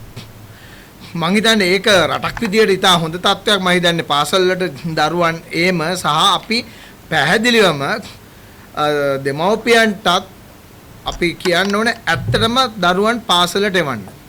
අපි කල යුත්තේ මේ අවස්ථාවේ අපි අපේ පසුගිය අවුරුදු 2ක අත්දැකීම් සමග තමයි මේකට ලැබෙන්න ඕනේ. අපි මුල්ම අවස්ථාවේ 2020 මාර්තු මාසයේ 19 වෙනිදා මට මතක විදියට අපි සියලුම පාසල් වහලා වැඩ කරන ස්ථාන වහලා අපි ගෙදර හිටපු සහ ඇඳුම් නීතිය නිරෝධා ඇඳුම් නීතිය ක්‍රියාත්මක කරපු කාලයේදී අපිට තිබ්බ දැනුම ඉතා අඩුයි. නමුත් අවුරුදු 2කට වැඩි කාලයකදී දැන් අපිට තියෙන දැනුම වැඩි. අපි දැන් දන්නවා කොහොමද රෝගය බෝවීම නිශ්චිතව වළක්වා ගන්න කියලා. ඒ සඳහා එන්නත් කරන්න වැඩපිළිවෙළල් ගියා. ඒ සඳහා අපි පැහැදිලිවම දන්නවා පාසලට එනකොටත් මුවාවරණය නිවැරදි පාවිච්චි කරලා පාසලේ වතුර තිබෙනවා නම් අදාළ අත්හොදා ගැනීම අවශ්‍ය පිරිසුදු කටයුතු කරගන්නට අපට සැලකිය යුතු ප්‍රමාණයකින් රෝගය බෝවීම වළක්වා ගන්නට පුළුවන් බව අපි දන්නවා. ඒ එක දෙවැනි කාරණය තමන්ගේ නිවසේ රෝග ලක්ෂණ තියෙනවා නම් දෙමව්පියන්ට හෝ දරුවෙකුට ඒ නිවසෙන් ඒ දවස් 7ක කාලය තුල පාසලට දරුවන් එවන්න එපා. එතකොට අපේ දරුවා ආරක්ෂා කර ගන්නවා වගේම ඉතුරු දරුවනුත් ආරක්ෂා කර ගන්නට පුළුවන්. ඉතින් ඊටාම පැහැදිලි නිශ්චිත ක්‍රියාමාර්ග තිබෙනවා පාසල් තුල රෝගය පැතිරීම වැළැක්වීමට. ඒ නිසා කිසිම බය වීමට හේතුවක් නැහැ. දැන් ඊටා පැහැදිලිවම අපේ වෛද්‍ය බීජේසී මහත්මයා ඊටාම පැහැදිලිවම කිව්වා දරුවන්ට රෝගය වැළඳුණත් ඒකෙන් වෙන්න පුළුවන් complications නැත්නම් අසාධ්‍ය වෙන්න තියෙන අවස්ථා ඊටාම අඩුයි. ඒක අපි දන්නවා. ඒක දැන් අපි ඊටා පැහැදිලිව දත්ත මත සාක්ෂි මත දන්නවා. අපි කල යුත්තේ රෝගියා තියෙන දරුවෙක් ඉන්නවා හෝ සැකසිත දරුවෙක් ඉන්නවා නම් පාසලට නොයනක විතරයි. ගෙදර දෙමව්පියෙකුට මේ තිබෙනවා නම් රෝගය හෝ එහා ආශ්‍රිත වන රෝග ලක්ෂණ තියෙනවා නම් ඒ දවස් කීපේ පමණක් දරුවන් පාසල නොයන එක. ඒ තුලින් අපිට පුළුවන් ඉතා පැහැදිලිවම මේ රෝගය බෝවීම වළක්වන්න අත පිරිසුදු කරලා තබා ගැනීම. ඊළඟ කාරණය ඊළඟට කට්ටිය බය වෙන කාරණයක් තමයි දැන් අපි සුවසැරිය බස් සේවා තියෙනවා. වෑන් එක යන්න පුළුවන් නැත්නම් මහා මාර්ගයේ බස් එක කෝච්චි එක යන්න පුළුවන්. කොහොමද එකෙන් ආරක්ෂා වෙන්නේ? ඒ ක්‍රියාමාර්ගමයි අපේ රටේ තියෙන තත්ත්වය අනුව අපිට කියන්නට බෑ මීටරය මේ පරතර තබාගෙන අපිට ඉන්ධන තියෙන තත්ත්ව අනුව ඒ තත්ත්ව මත පාසලට එන්න අවශ්‍ය වන ප්‍රවාහන පාසුකම් සලසන්න කියලා. නමුත් ඒ අවස්ථාවේදී පවා අපට රෝගය වළක්වා ගැනීමේ හැකියාව තියෙනවා. ඒක සඳහා වෙච්ච මූලික කරුණු දෙකයි. මුවා ආවරණය පළදන්න එක දෙවෙනි එක හැම විටම දැන් බස් එකකින් ඇවිල්ලා පාසලට එනකොට සබන් දාලා අත හොද ගන්න. දෙවෙනි කාරණේ තුන්වෙනි කාරණේ අපි ගෙදර ඉඳන්ම කරන්න පුළුවන්. රෝග ලක්ෂණ තිබෙනවා නම් පාසලට ඒ දරුවා එවන්නට එපා. කරුණු තුනයි. ওই තුන කරන්න මම හිතන්නේ අපහසුතාවයක් නැහැ.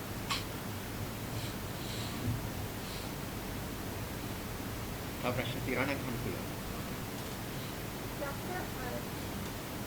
Don't you think that first the health issue was the situation which actually made people think, okay, now COVID is over and we can just go on?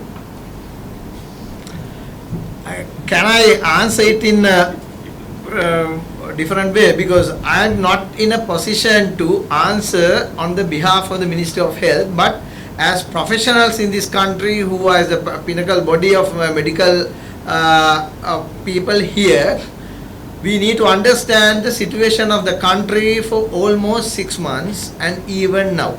We need to understand the possibility of spending on health that we have done. We have spent millions and billions of rupees within the last 2 years specifically to prevention and treatment of COVID. So nobody can directly tell that that was ignored. I think that particular part we was dealt really well. There can be deficiencies, there can be issues that I acknowledge, and there can be difference of opinions time to time due to political differences, due to cultural differences, due to differences of opinions of different officials and so on, which prevails even in all the countries across the globe.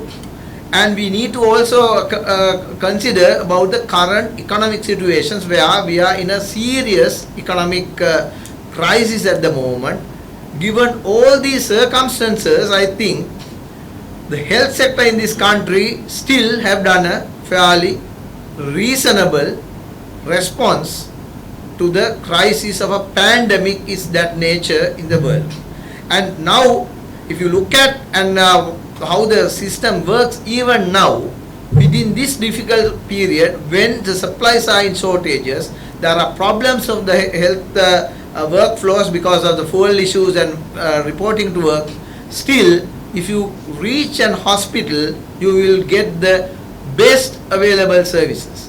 That we can assure as medical professionals, which we have been here as the medical association of the country, and we are closely observing the situation and we are giving our inputs. And this is one other inputs, because we cannot rely everything on the ministries.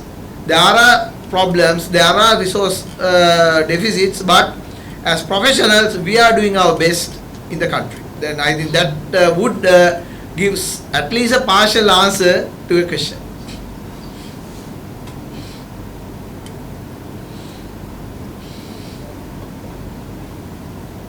Any other questions or යම් කිසි සැකහර දුරු කරගන්න ඕන තැනක් තිබෙනවා නම් මිනිත්තු කීපයක් තව තියෙනවා.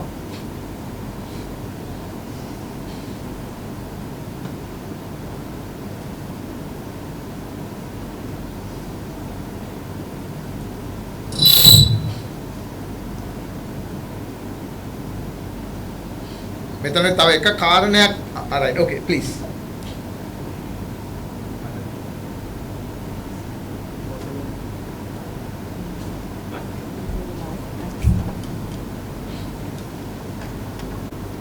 සේවයට සම්බන්ධ වෙච්ච වෛද්‍ය ශිෂ්‍යයෝගේ පියෙක් හැටියට මම කතා කරන්නේ. යෝජනා කරන්න පුළුවන්. පුළුවන්. මේ සේවාව තමයි දීගෙන සේවාවක්. දුර සම්බන්ධ සාමාන්‍ය රටේ වැසියන් අසරණ වෙච්ච වෙලාවක මේ වගේ සේවාවක යෙදෙන අයගෙන් අහන ප්‍රශ්න. තාමත් හිතාගන්න බැරි ප්‍රශ්න අහනවා. ඒ පෙත්තක් ගොනෙක පවා අහනවා. අපි දැන් නෑවට කම නැද්ද කියලා. අන්න ඊට පස්සේ දැන් මම මේ ගෑස් පිටි බොන ඕනද කියලා. নানা ප්‍රකාර මේ මාජනතාව තුළ ඒ අසරණභාවය තුළ තිබුණු ගොඩාක් ප්‍රශ්න තියෙනවා. ඒ නිසා මට නිකන් පොඩි යෝජනාවක් කරන්න පුළුවන් කියලා අදහසක් කියනවා. මේ සේවාව වෙනත් ආකාරයකින් වෙනත් දිගුවකින් ඒ අසරණ වෙච්ච අයට යම් ආකාරයක සහනදායි පිළිතුරක් දෙන්න පුළුවන් විදිහට මේකේ අපි විධිමත් වැඩපිළිවෙලක් සකස් කරන්න පුළුවන් දෙකින් කියනවා මම රටවැසියෙක් හැටියට. ඇත්තටම අපේ අරමුණ ඒක තමයි කියලා. අද මේ දවස් මේ මාධ්‍ය සාකච්ඡාව සමය උත්සවය සංවිධානය කරලා ජනතාව දැනුවත් කරන්න. ඒක අරමුණ ඒකේ කාර්යයක් තමයි මේක අපි තවදුරටත් ඉස්සරහට යන්නේ ව්‍යාප්ත කරන්න කොහොමද කියන එක තීරණය කරනවා. මොකද විශේෂයෙන් මේ රටේ මේ මොහොතේ පවතින තත්ත්වය දැක්කාම බලුවහම මම හිතන්නේ මේ වගේ සේවාවක අවස්ථාව තවත් වැඩි වෙනවා. මේ දැන් පවතින තත්ත්වයන් බලනකොට. මොකද ප්‍රවාහන අපහසුතාව තියෙනවා. ඊළඟට මේ රෝහලකට ගියාට තුන සමහර ඖෂධ හිතියෙත් ගන්න පුළුවන්. සමහර සෞඛ්‍ය සේවයන් රෝහලට එන්න බැරි වෙන්න පුළුවන්. රෝගීන්ට රෝහලට එන්න බැරි වෙන්න පුළුවන්. ඉතින් මේ වගේ අවස්ථාවක මම හිතන්නේ මේ සේවාව මෙතනින් එහාටත් ඒ කියන්නේ කොවිඩ් වලටත් එහාට ගෙනියන්න පුළුවන් නම් මේ විශාල සේවයක් සැලකිය හැකි කියන එක මම හිතන්නේ මේ අපිට ඉතා පැහැදිලිව තේරුම් ගන්න කාර්යයක් සහ ඒ සම්බන්ධයෙන් අපි සාකච්ඡා කරගෙන යනවා. මොකද මේදී තේරුම් ගන්න එක දෙයක් තමයි අපි සියලු දෙනා එකට එකතු වෙලා වැඩ කිරීමේ වැදගත්කම. දැන් අර කලින් සෞඛ්‍ය අමාත්‍යාංශය ගැන ප්‍රශ්නයක් කියවනේ වෙන්න එක එක ආයතන වල යම් යම් ප්‍රශ්න තියෙන්න පුළුවන්. සමහර වෙලාවට යම් මතභේද වෙනස්කම් තියෙනවා. හැබැයි ඔක්කොම එකතු වෙලා එකට වැඩ කරනවා. මේ ක්‍රියාවලියදී අපි සියලු දෙනා එක කණ්ඩායමක් වගේ තමයි වැඩ කරේ. වෛද්‍ය සංගම ශ්‍රී ලංකා වෛද්‍ය සංගමයේ හිටියා, වෛද්‍යවරුන් හිටියා, සෞඛ්‍ය අමාත්‍යාංශයේ හිටියා. උදාහරණයක් වශයෙන් අපි රෝගියෙක්ව අඳුනගෙන ඒ රෝගියා සුවසැරිය හරහා අපි යවනකොට සෞඛ්‍ය අමාත්‍යාංශයේ කොවිඩ් අංශයේ ඒ රෝගියා වෙනුවෙන් නැදක් වෙන් කරලා තියෙනවා. ඒක පැය භාගයක ඇතුළත හැමදේම සිද්ධ වෙනවා. ඉතින් ඒක බොහොම කෝඩිනේෂන්. මම හිතන්නේ මේ රටේ තියෙන ප්‍රශ්න වලට ඒක ප්‍රධාන හේතුවක් තමයි නිවැරදි කෝඩිනේෂන් එකක් සමායෝජනයක් යතුව ක්‍රියාවලිය සිදු වෙයි. ඉතින් මම හිතන්නේ විවිධාංශ එකතු වෙලා වැඩ කරන්න පුළුවන් නම් මම හිතන්නේ ඒක පොදු උත්තරයක්. ඉතින් මම හිතන්නේ ඒක එක්තරා හොඳ මොඩල් එකකුත් වෙනවා. අපේ ඊළඟ අරමුණ ඒක තමයි. දැන් උදාහරණයක් කොවිඩ් 19 වැඩක් ජාතික ක්‍රියාන්විතය එකයි අපි වැඩ කරේ මේ අවස්ථාවේ. මේ බ්‍රිගේඩියර් සර්විස් එකේ ඉන්නවා. ඒ අංශයෙන් අපිට ලොකු සහයෝගයක් හම්බුණා. සෞඛ්‍ය අමාත්‍යාංශ ලොකු සහයෝගයක් හම්බුනේ. ඔක්කොම එකතු වෙලා කරපු දෙයක් තමයි. ඉතින් අපිට ඉගෙන ගන්න තියෙන පාඩම තමයි මෙතන යම් දෙයක් කරනවා නම් නිවැරදිව හොඳ කෝඩිනේෂන් එකකින් හොඳ සමාජෙදී යුක්තව කරනවා නම් සම්බන්ධීකරණය යුක්තව කරනවා නම් මේ ගොඩාක් දේවල් කරගන්න පුළුවන් කියන එක. මොකද මේ ආර්ථික තත්ත්වයන් එක්ක බලනකොට අපි දැන් දැකපු එක දෙයක් තමයි උපදෙස් දීමෙන් පවා ගොඩක් දේවල් කරන්න පුළුවන්. නිවැරදි උපදෙසෙන් මම දැන් ලොකු දුරක් යනවා බෙහෙත් පෙත්තකට වඩා. ඉතින් මේ උපදෙස් හරියට තීරණය කරලා ඒවා පුහුණු කරලා ඒයින් මම හිතන්නේ මේ වගේ අවස්ථාවක අපිට ලොකු දෙයක් කරන්න පුළුවන් මේ වගේ ජාතිය මේ පුරන පස්සේ මේ වගේ අවස්ථාවක්. තව එක කරුණක් මම හිතන්නේ සදාන් කළ යුතු වෙනවා. මම හිතන්නේ මෙතන අපි කියුණා මෙතන තිරේ පිටුපස්සේ හිටපු අය මේ කොවිඩ් වසංගතයේදී සෑහෙන හොඳ ප්‍රතිචාරය ලංකාවෙන් දෙන්න. තව කොටස් දෙකක් ඉන්නවා මම හිතන්නේ මතක් කළ යුතු වෙනවා. මම අවුරුදු දෙකමාරකට වැඩි කාලයක් අපේ පෞද්ගලික වැඩ ඔක්කොම නවත්තලා ජීවිතේ වැඩිම වෙලාවක් ඔය වෙනුවෙන් ගත කරපු බොහෝ පිරිසක් මෙතන ඉන්නවා. දැන් ආචාර්ය කරුණාදල කිව්වා කොවිඩ්ම වැළැක්වීමේ ජාතික ක්‍රියාත්මක මධ්‍යස්ථානයේ එතන සම්පූර්ණයෙන්ම වගේ වැඩ කටයුතු ටික සිද්ධ වුණේ ත්‍රිවිධ හමුදාවේ මැදිහත් වීමෙන්. මොකද එතන රාය එළි වෙනකන් ගත කරපු මාස ගාණක් ගත කරපු කීප දෙනෙක් මෙතන ඉන්නවා.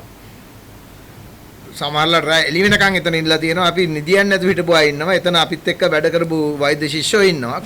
අපිට ලොකු සහයෝගයක් ත්‍රිවිධ හමුදාවෙන් ලැබුණා. ඒක ඉතාම පැහැදිලිව මතක් කළ යුතුයි. පාන්දර 1ට 2ට 3ට 4ද කියලා නෑ. පැය 24ෙම ඒක ලොකු සහායයක් ලැබුණා. ඒකට සම්බන්ධ වෙච්ච මං හිතන්නේ කවදාවත් නමක් සඳහන් වෙච්ච නැති පුද්ගලෙක් ඉන්නවා. මං හිතන්නේ මම පෞද්ගලික සඳහන් කළ යුතුයි.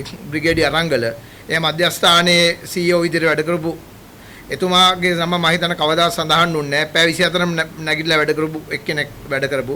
ඊට අපේ වෛද්‍ය ස්වාමීන් සේවකගේ මෙතන ඉන්නවා. හිටපු හමුදාපතිතුමා ඕනෑම දෙයක් කියන විනාඩි 5කින් ඒක අවශ්‍ය කටයුතු ලැබුණා. අපි ඒක සඳහන් කළ යුතුයි. සහ අපිට පුදුම සහයෝගයක් 247 එකට සහ මේ සම්පූර්ණ ව්‍යායාමයට ලැබුණා මාධ්‍යයෙන්. අපිට අවශ්‍ය වුණා මේ පණිවිඩය ජනතාවට ගෙනියන්න කිසිම මාධ්‍යයක් පැකිලුනේ නැහැ. සමහරලාට විනාඩි 15ක් තියලා අපි කියනවා පුළුවන් නම් එන්න පොඩි වොයිස් කට්ටක් දෙන්න පුළුවන්ද දෙන්නම්. මම පාරවල් වල වොයිස් කට් දීලා තියෙනවා පාරවල් ලයිනේ මේ වෙනුවෙන්.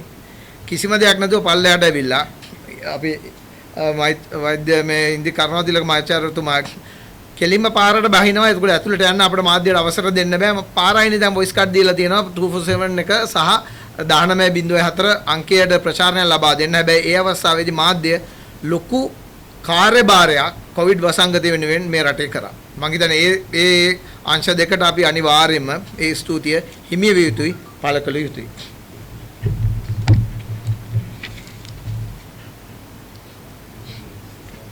ඔව් ඒකම මම හිතන්නේ අවසාන වශයෙන් මට මේ සම්බන්ධයෙන් අපිට සහායක දුන්න හැමෝටම ස්තුති කරනවා.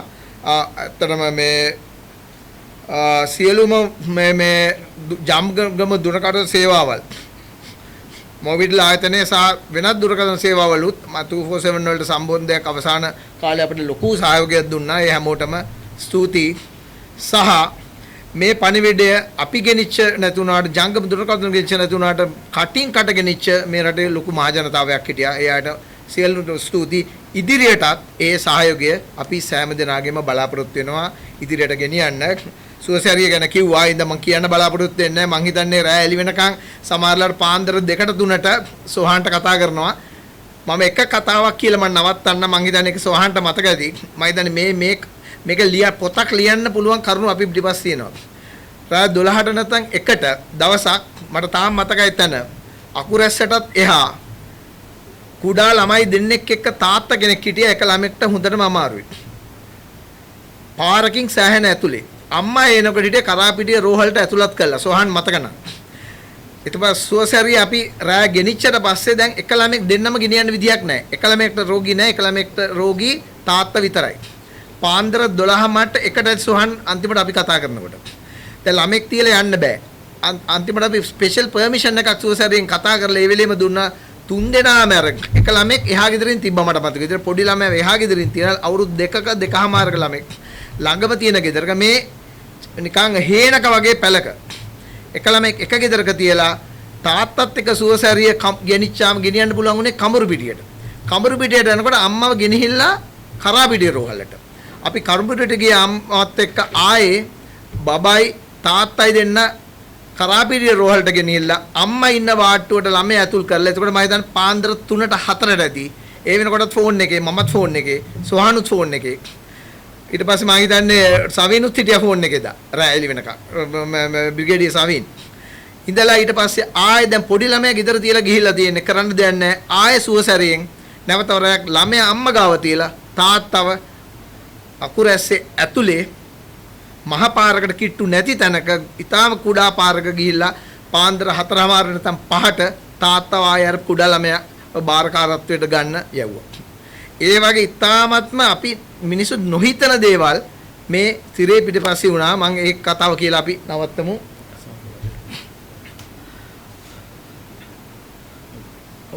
මේ ඒකම පොඩි අතපසුවීමක් කියලා තියෙන අතරම සර්වෝදය ශ්‍රමදාන සංගමයේ ලොකු සහයෝගයක් දුන්නා මේ අවස්ථාවේදී. විශේෂයෙන්ම සමහරලාට ඇත්තටම මේ අපිට අවශ්‍ය වෙච්ච සැපයුම් ලබා දීම සහ සමහරලාට ඒ අවශ්‍ය අය අපිට එකතු කරලා දෙන්නේ මේ සේවාව ලබා දෙන්න මේ සෑහෙන සහයෝගයක් දුන්නා. අපි එයාටත් ස්තුති පුද කරනවා. එහෙනම් අපි අද මේ අවස්ථාවේදී අපේ මේ ප්‍රතිසාකච්ඡාව අපි හමාර කරන්න බලාපොරොත්තු වෙනවා. ඔබ සැමට ස්තුතියි. ඒක කරන්න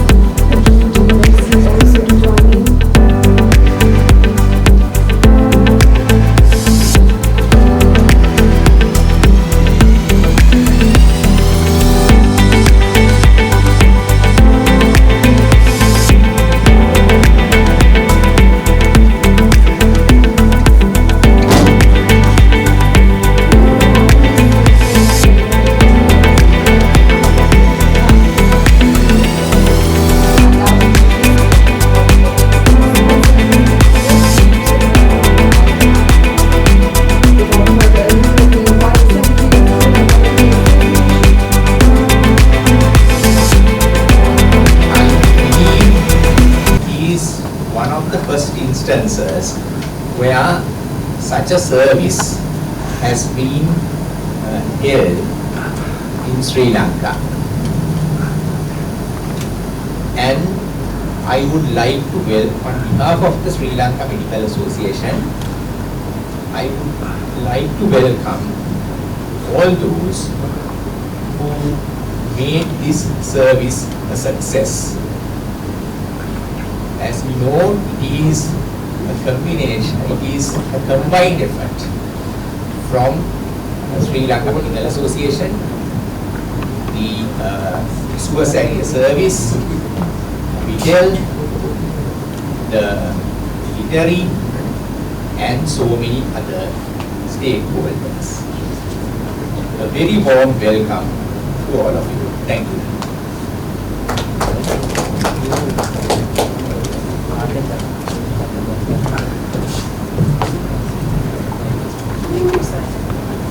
Now I invite Karunatiraga, as President of Sri Lanka Medical Association and Professor in Medical Education at the Faculty of Medicine, University of Colombo, who played a key role in this great initiative to share with us the journey of Dr. 247 since its inception.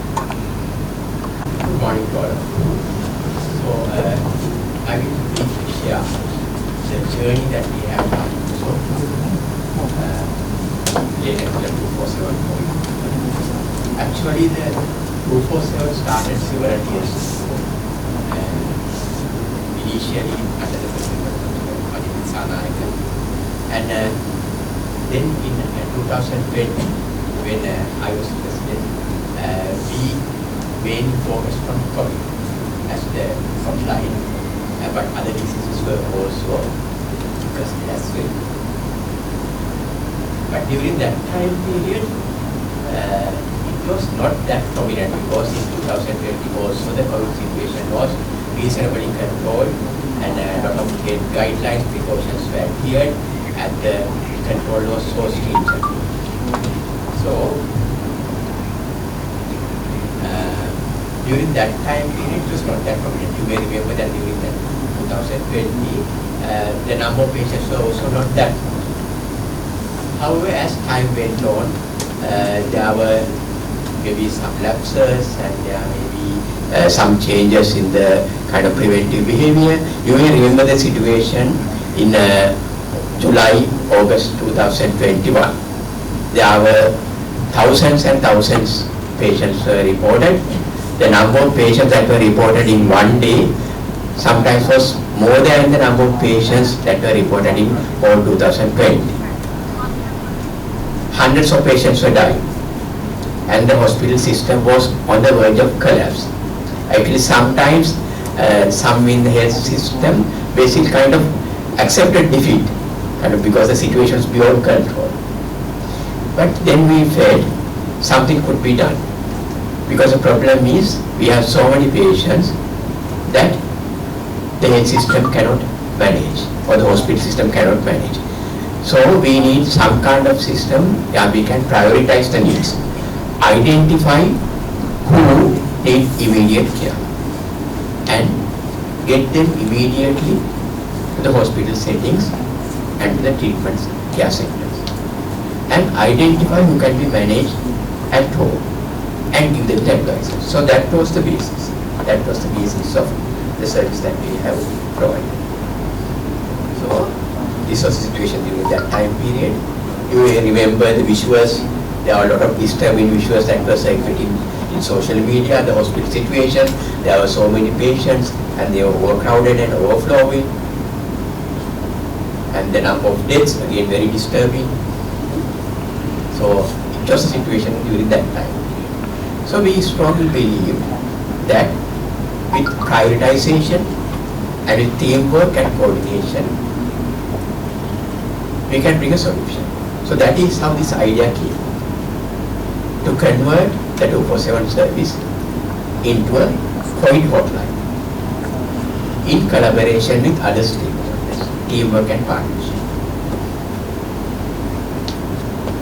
So that's how it started. There were many collaborators, Ministry of Health, the World Health Organization, the National Center for prevention of COVID-19 in the National Operations Center.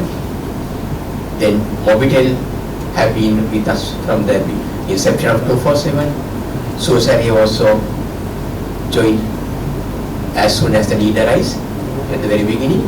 So we all got together and came out with a mechanism. How we can prioritize, how we can get together, how we can prioritize with a call system where the patients can take a call free of charge and the call will be diverted to a health professional, and with few simple questions through a system they will be answered and decision will be taken. And this system was working in collaboration with the 1904 SMS system that was actually operationalized. The idea initially was from Dr. Savi. It was operationalized from the National Center for the Prevention of COVID-19 and from our side, from SLMA 247. So after a lot of discussion, there were a lot of discussions, there were a lot of concerns expressed whether this is doable or this is practical, would there be a lot of problems. So after all these discussions, this integrated system came into being. So with this collaboration, the 247 system where the patients could call, and after triage, then we take a decision whether the patient can be managed at home by the intermediate care center or do they need immediate transfer to SOSA. And then there was an integrated system with the 1904 with the National Operations System which was working day and night. A system was formed within very short time period. There were volunteers, call for volunteers came, and hundreds joined, and we end up with a team of doctors and medical students that was 4,500. Then the system from Mobitel came, a very efficient SMS system, where with an efficient call system, where with one call they will be immediately directed to a health professional and then they can give advice. Then there was a WhatsApp group discussion system where in case you need the expert opinion, there were expert groups where the question will be diverted and then the answer will be given and the health professionals can call back, and whenever the specialist help is needed, that's also there. And whenever there was an emergency, they will be immediately identified and then there will be coordination with the National Operations Center and then the source area, so the patient will be taken, and at the same time from the Ministry of Health there will be a bed allocated in the relevant center. So that's how it worked, and so many people contributed, worked day and night, and there was support from other sectors also. For example, doctors from overseas, they joined because this was a 24-hour service, and during the early morning hours, where our students basically practically on call. The calls were coming during early morning hours also, and they were basically diverted for advice for overseas Sri Lankan doctors who were ready to advise, because that's how we maintain the 24-hour service, because they were up during that time period due to the time differences. So it was very coordinated effort from all the sectors. And this shows from where the calls were coming, the high density area. So it was a very sophisticated technology also. There's a GPS system, high technology, sophisticated technology, and the collaboration and integration source area with the Ministry of Health, all these with the SMS system. Similarly, 1904 was also very efficient SMS system. So this showed how collaboration, teamwork, volunteerism, and also technology, when combined, what can be done. And within very short time period, the results were evident. Now, specialists like Dr. Anand Vijay, they were informing us within short time they could see a visible decline in the number of patients who were admitted and visible decline and controlling the situation. We do not intend to claim the complete credit for this. There were so many people who were involved, and also the vaccination program, the health education, the media support, everything coming together. So there was a clear decline. You can very clearly see how the number of calls came into a peak, okay, and it came down. And also the number of ambulance transfers came into a peak, and gradually the situation was under control. So far we have made about 1,600 ambulance transfers, all of it genuine transfers, and probably at least 1,600 lives saved. So that is how this service has basically served the nation and implemented. And there was a lot of support from media, and there are a lot of research publications that has shown how efficient this service was. And similarly, we have published guidelines and then different flow charts and guidelines that will help the management. And we actually came up with the help of all the experts, including Dr. Ananda, Dr. Shirani, and Professor Neelika, then others, including Dr. Mahendra. And we came out with a very efficient home management system, where the basic advices are basically very simple, like stay at home and self-isolation, good hydration, good rest, simple analgesics, and avoid unnecessary use of antibiotics, so on and so forth. And if there is, in case of emergency, immediately seek medical attention. Like that, we came out with a very simple but very efficient mechanism. So that is how it worked. And the statistics have shown that in this integration, this collaborative work has really worked. I think that's the main message that we can take. Everyone worked so hard. I'm not going to go into details because so many stories were told.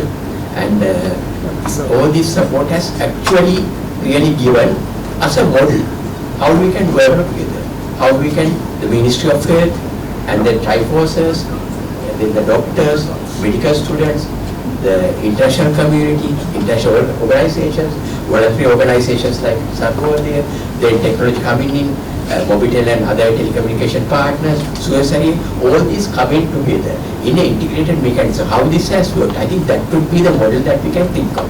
I'll give one story, maybe this may be not something that all of you are aware.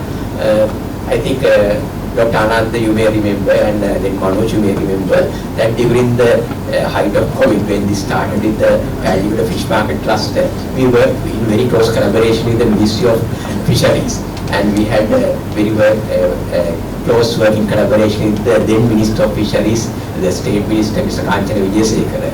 And so actually he was a kind of a very different from many other politicians, because a young person who is quite knowledgeable, kind of unique approach. So during that time period we have established very close collaborations with him as well. When this fuel crisis came, again the same situation. And when COVID came, no one thought that we as a country would manage during that crisis. But we believe it was possible. With collaboration it was possible. When this fuel crisis came also, no one would believe that it could be managed. So many, you can remember the hours and hours of queue, so on and so forth. We failed, some of us failed. I think I discussed with Manoj and Adavatu also, that similar approach could be useful. And we sent a proposal through SMS, through the previous secretary, the minister.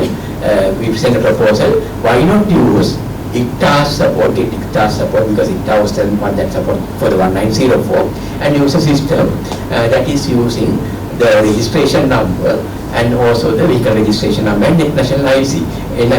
So we sent that proposal, and we know for sure that that proposal was received. I don't know if there was any acknowledgement also. There were several other proposals as well, but it might have been considered for the successful current QR system that has been implemented. But I'm just sharing that those systems like e-governance, use of technology, use of collaboration, communication can be a solution for some of the problems that we are facing in the country at the moment. Again, we are not going to claim any credit for this system, but just to tell a story that this experience was also shared as a possible proposal for the current situation. With that, I conclude my speech, and I again thank all of you for your contribution to make this success. Thank you. While expanding its reach. So I invite the convener of the SLMA Doc Hall 247 service and council member, Dr. Sajid Edrisinghe, to acknowledge our collaborators, partners and their roles in this endeavor.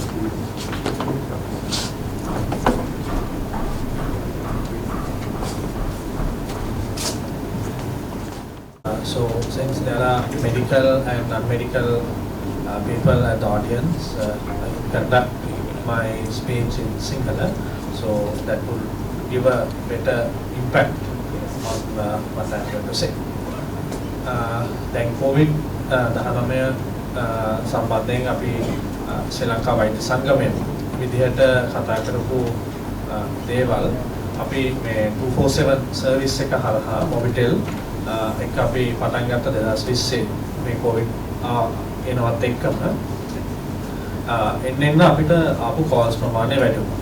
දැන් ඉස්සර ඉන්නවා වතුරේ ඉන්නවා ඒගොල්ලොත් එක තමයි directly contact කරේ Mobitel team එකේ. දැන් අපිට ආපු කෝල්ස් ප්‍රමාණය එන්න වැඩි වෙනකොට මම හිතන්නේ ඉස්සරටයි වතුරටයි මම මොනවටත් වඩා වද දීලා ඇති. මේ සර්විස් එක මේ විදිහට ඕනේ අපිට මේ කම්පෝනන්ට්ස් ඉන්ක්ලූඩ් වෙන්න ඕනේ. එහෙම කියලා හැබැයි ඒක දවසක් දෙකක් යනකොට ටෙක් ටීම් එකත් එක්ක කතා කරලා ඒගොල්ලෝ කළා. මම දකින්නේ මේ 247 සර්විස් එක මොබිටෙල් ප්ලැට්ෆෝම් එකේ රන් වෙච්ච මොබයිල් ෆෝන්ස් වලින් 247 කියලා ලෑන්ඩ්ලයින් වලින් 1247 ලයින්ස් වලින් ගත්ත එක. මොකද ඒක ඇත්තටම මිනිස්සු ඒ වෙලාවේ කොවිඩ් පැන්ඩමික් එකත් එක්ක අසරණ වෙලා සෑහෙන පිරිසක් අසරණ වෙලා හිටියා. අපිට එන්න කෝල්ස් ප්‍රමාණය වැඩි වුණා. එතකොට මොබිටෙල් එකෙන් අපිට හම්බුණා 10 minutes හම්බුණා මේ කෝල් සර්විස් එක. ඊට පස්සේ ටිකක් දුර අපි යනකොට අපිට අපි මේක මේ පබ්ලිසිටි එකක් දීලා ඊට පස්සේ අපිට එන්න වොලන්ටියර්ස්ලාට වැඩි වුණා. එහෙම ටික දුරක් යනකොට අපිට තේරුණා පේෂන්ට්ස්ලාට මේ 10 minutes මදි කතා කරන්න.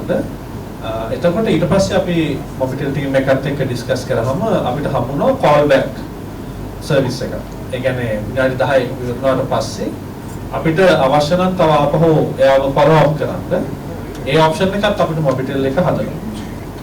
එතකොට අපිට ගෙදර ඉඳලා අපි මේ අර ඉස්සලා අපි කතා කරා වගේ 80% මේ පේෂන්ට්ස්ලා අපි ගෙදර ඉඳලා ගොඩක් වෙලාවට මැනේජ් කරන්න පුළුවන් ලෙවල් එකකට ගෙනවා.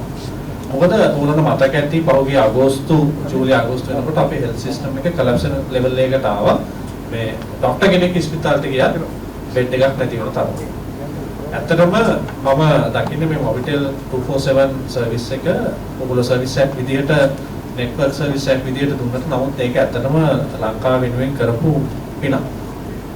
මේ මොකද ඒක මම කියන්න ඉස්සරහට එනකොට ඊට පස්සේ අපි දැක්ක අසාධ්‍ය පේෂන්ට්ස්ලා අපිට මේ වෙලාවේ එන්කවුන්ටර් වෙන්න ගත්තා. එතකොට අපි සොහාන්ලා එක්ක කතා කළා 19.1990 මේ සුවසැරිය මේකට ඉන්කෝපරේට් කරගන්න. ඒ වගේම අපිට පුළුවන් වුණා ශ්‍රී ලංකා වෛද්‍ය සංගමයේ විදිහට 19.90 සර්විස් එකත් එක්ක අපිට MOU එකට යන්න. අපි මේ අවුරුද්දේ කාපු රිනියු කරන්න ඕනේ. මොකද ඒකෙන් අපේ 247 සර්විස් එක හරහා අපිට හම්බෙච්ච පේෂන්ට්ස්ලාට ඉක්මන් සර්විස් එකක් කාපු කෝල් බෑක් සර්විස් එකක් සහ ට්‍රාන්ස්ෆර් කරන්න හම්බුණා. මොකද ඒ දවස්වල වුණ මතක ඇති සෝසරියට කෝල් එකක් ගත්තොත් ඒ මොකද හැමෝම දැන් බය වෙලා තියෙන සිටුේෂන් එක හැමෝම කෝල් කරනවා ඇම්බියුලන්ස් එකක් ගෙනගෙන කෝල් වේටිංగ్ ටයිම් එක පැය 2 නැත්නම් පැය 3 ගිය වෙලාවල් තිබ්බා. හැබැයි අපේ 247 සර්විස් එකේ තමයි less than 10 minutes අපේ 10 to 15 minutes ඇතුළත හැම කෝල් එකම ආන්සර් වෙනවා. මිස් කෝල් එකක් එනවනම් ඒකත් අපි කෝල් බෑක් සර්විස් එකෙන් ආන්සර් කරනවා. එතකොට කිසිම පේෂන්ට් කෙනෙක් මිස්ුන්නේ නැහැ අපිට.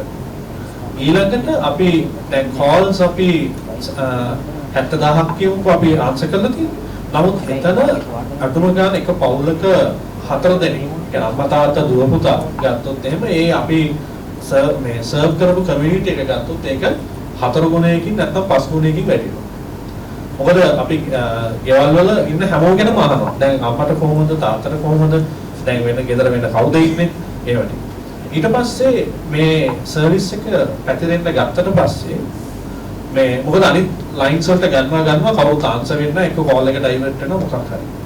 දැන් ඊට පස්සේ මේ වෙලාවේදී ඔයගොල්ලෝ මතක ඇති ලොක්ඩවුන්ස් වලට ගිය වෙලාවල් වලදී සමහර දුප්පත් අසරණ පේෂන්ට්ස්ලාට සමහර කට්ටියගේ රස්සා නැති වුණා. සමහර කට්ටියට එදා වෙල වා ගන්න කැම ටික නැති වුණා. එතකොට මේගොල්ලෝ කවුරු හරි දැන් පිළිසර දැන් ග්‍රාම සේවක සමහර වෙලාවල ඒගොල්ලොත් බිසි PHIලත් බිසි කෝල්ස් ආන්සර් වෙන්නේ නැති ලයින් එකකට ගියා. එතකොට ඒගොල්ලෝ සමහර පේෂන්ට්ස්ලා මේ 247 සර්විස් එකට කතා කරලා ලෙඩක් ගැන නෙමෙයි යහුවේ අනේස අපිට පුළුවන් නම් බඩු මොල්ලක් ගෙනත් දෙන්න අපිට මෙතන මේ ප්‍රශ්නයක් තියෙනවා අපිට ඛණ්ඩනය. අපේ ගෙදර 4 දෙනෙක් ඉන්නවා 5 දෙනෙක් ඉන්නවා අපිට ඛණ්ඩනය. අන්න ඒ වෙලාවේ තමයි අපි ડોક્ટર විද්‍යාරත්නත් එක්ක කතා කරලා සර්වෝදය මේකට ජොයින් කරගත්තේ.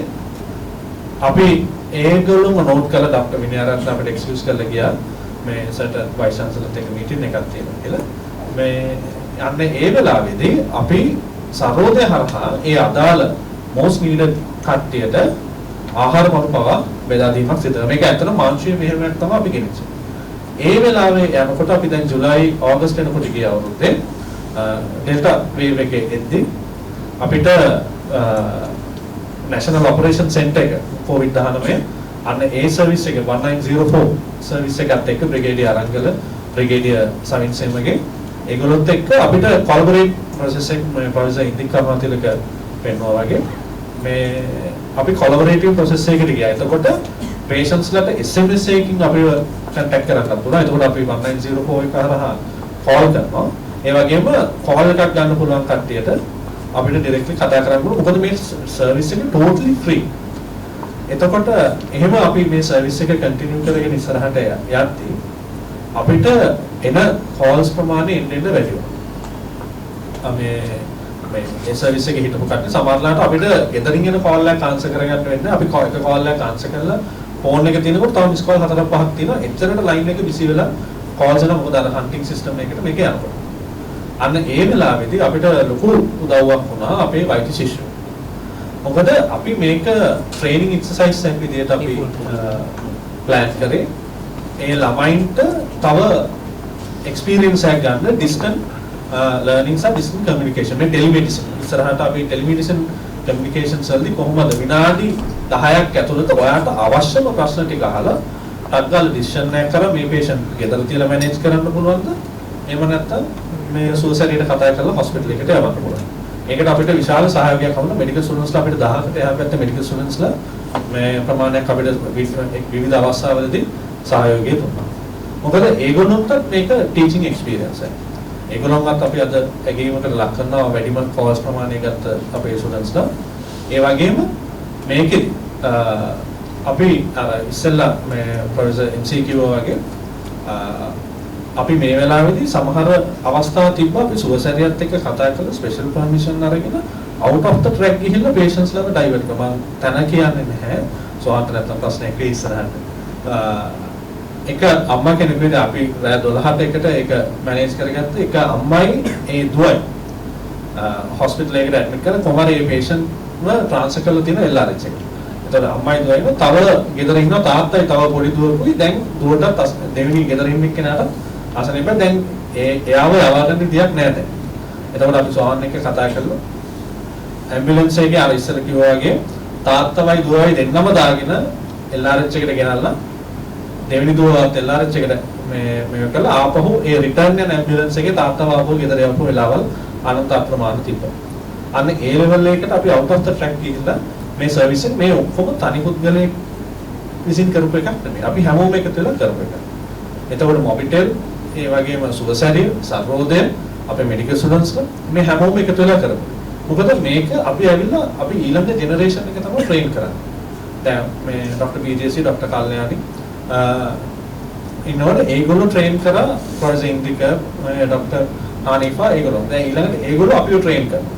දැන් අපි ඊළඟට අපේ ඊළඟ ජෙනරේෂන් එක ට්‍රේන් කරනවා. මොකද මේක ජෙනරේෂන් එක ට්‍රේන් කර යනකොට මේක නැෂනල් සර්විස් එකක්. මොකද ඕන වෙලාවක මේ වොලන්ටරිසම් ඒ කියන්නේ ස්වේච්ඡාවෙන් ඉදිරිපත් වීම තමයි අපි මෙතෙන්දී පුරුදු කරන්නේ. මොකද ඒක දැන් එන්න අඩු වෙන හින්දා.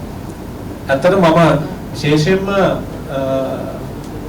ඇත්තටම සන්තෝෂ වෙනවා අපේ මෙඩිකල් ස්ටුඩන්ට්ස් ලා. මොකද මේ කොච්චර ඒගොල්ලෝගේ ක්ලිනිකල් ට්‍රේනින්ග්ස් ඊළඟට කැෂුවල්ටි නයිට්ස් එක්සෑම්ස් ඒ ඔක්කොම තිබ්බා.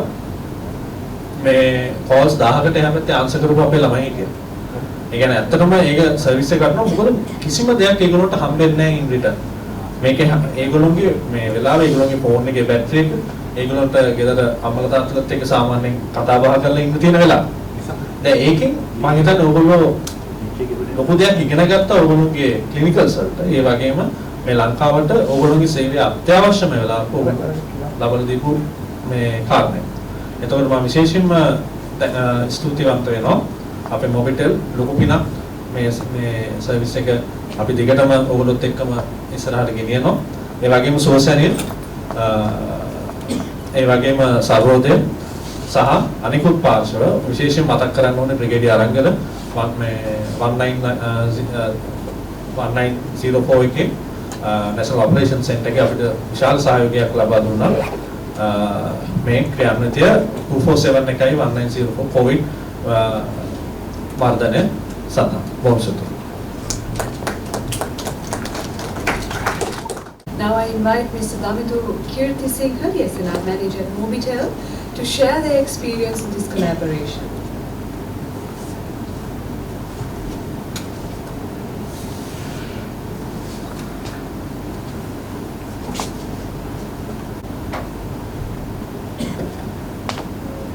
Thank you, ladies and gentlemen.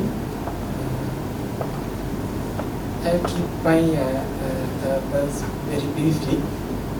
First of all, thank you everybody, SLMA and all the other stakeholders for giving us the opportunity and the space to contribute in the manner that we did.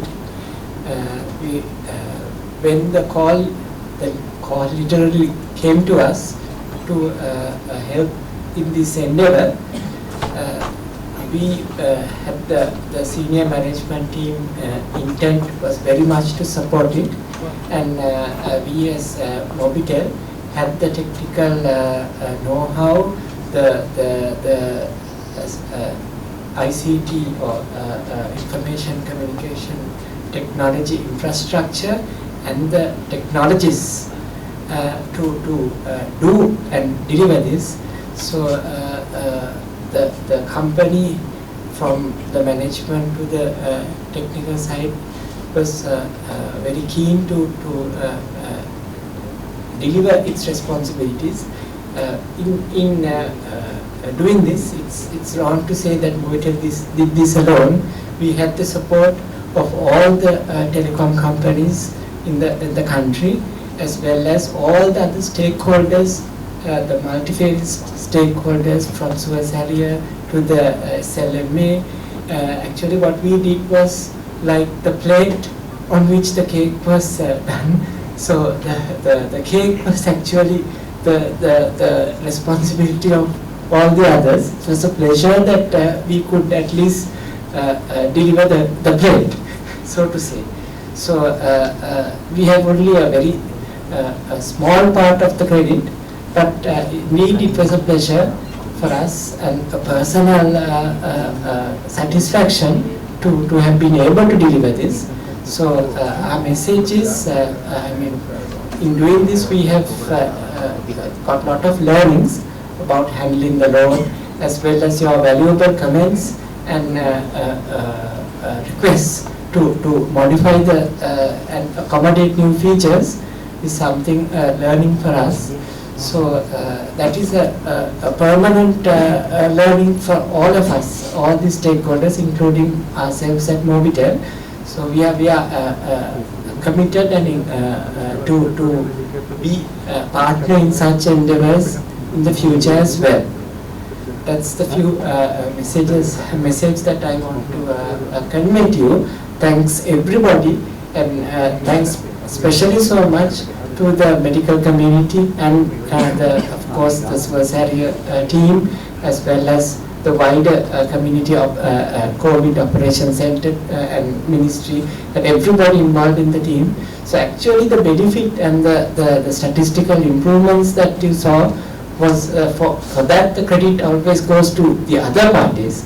We just did the plate, but again, once again, we are happy to have done that, and any future requirement to deliver a plate or a cup for the literal cup of tea that would come someday. We are committed from the business side as well as from the technical side to deliver. So thanks very much for your support and giving us the placing the trust on us to partner in this endeavor. And once again, wish you all the best and take a pat on the back for the good work done. Thank you everybody. To invite Mr. Dunendra Ratnayaka, the chairman of the Suvasari Ambulance Service, to share their experience with the SLMA call 247 service.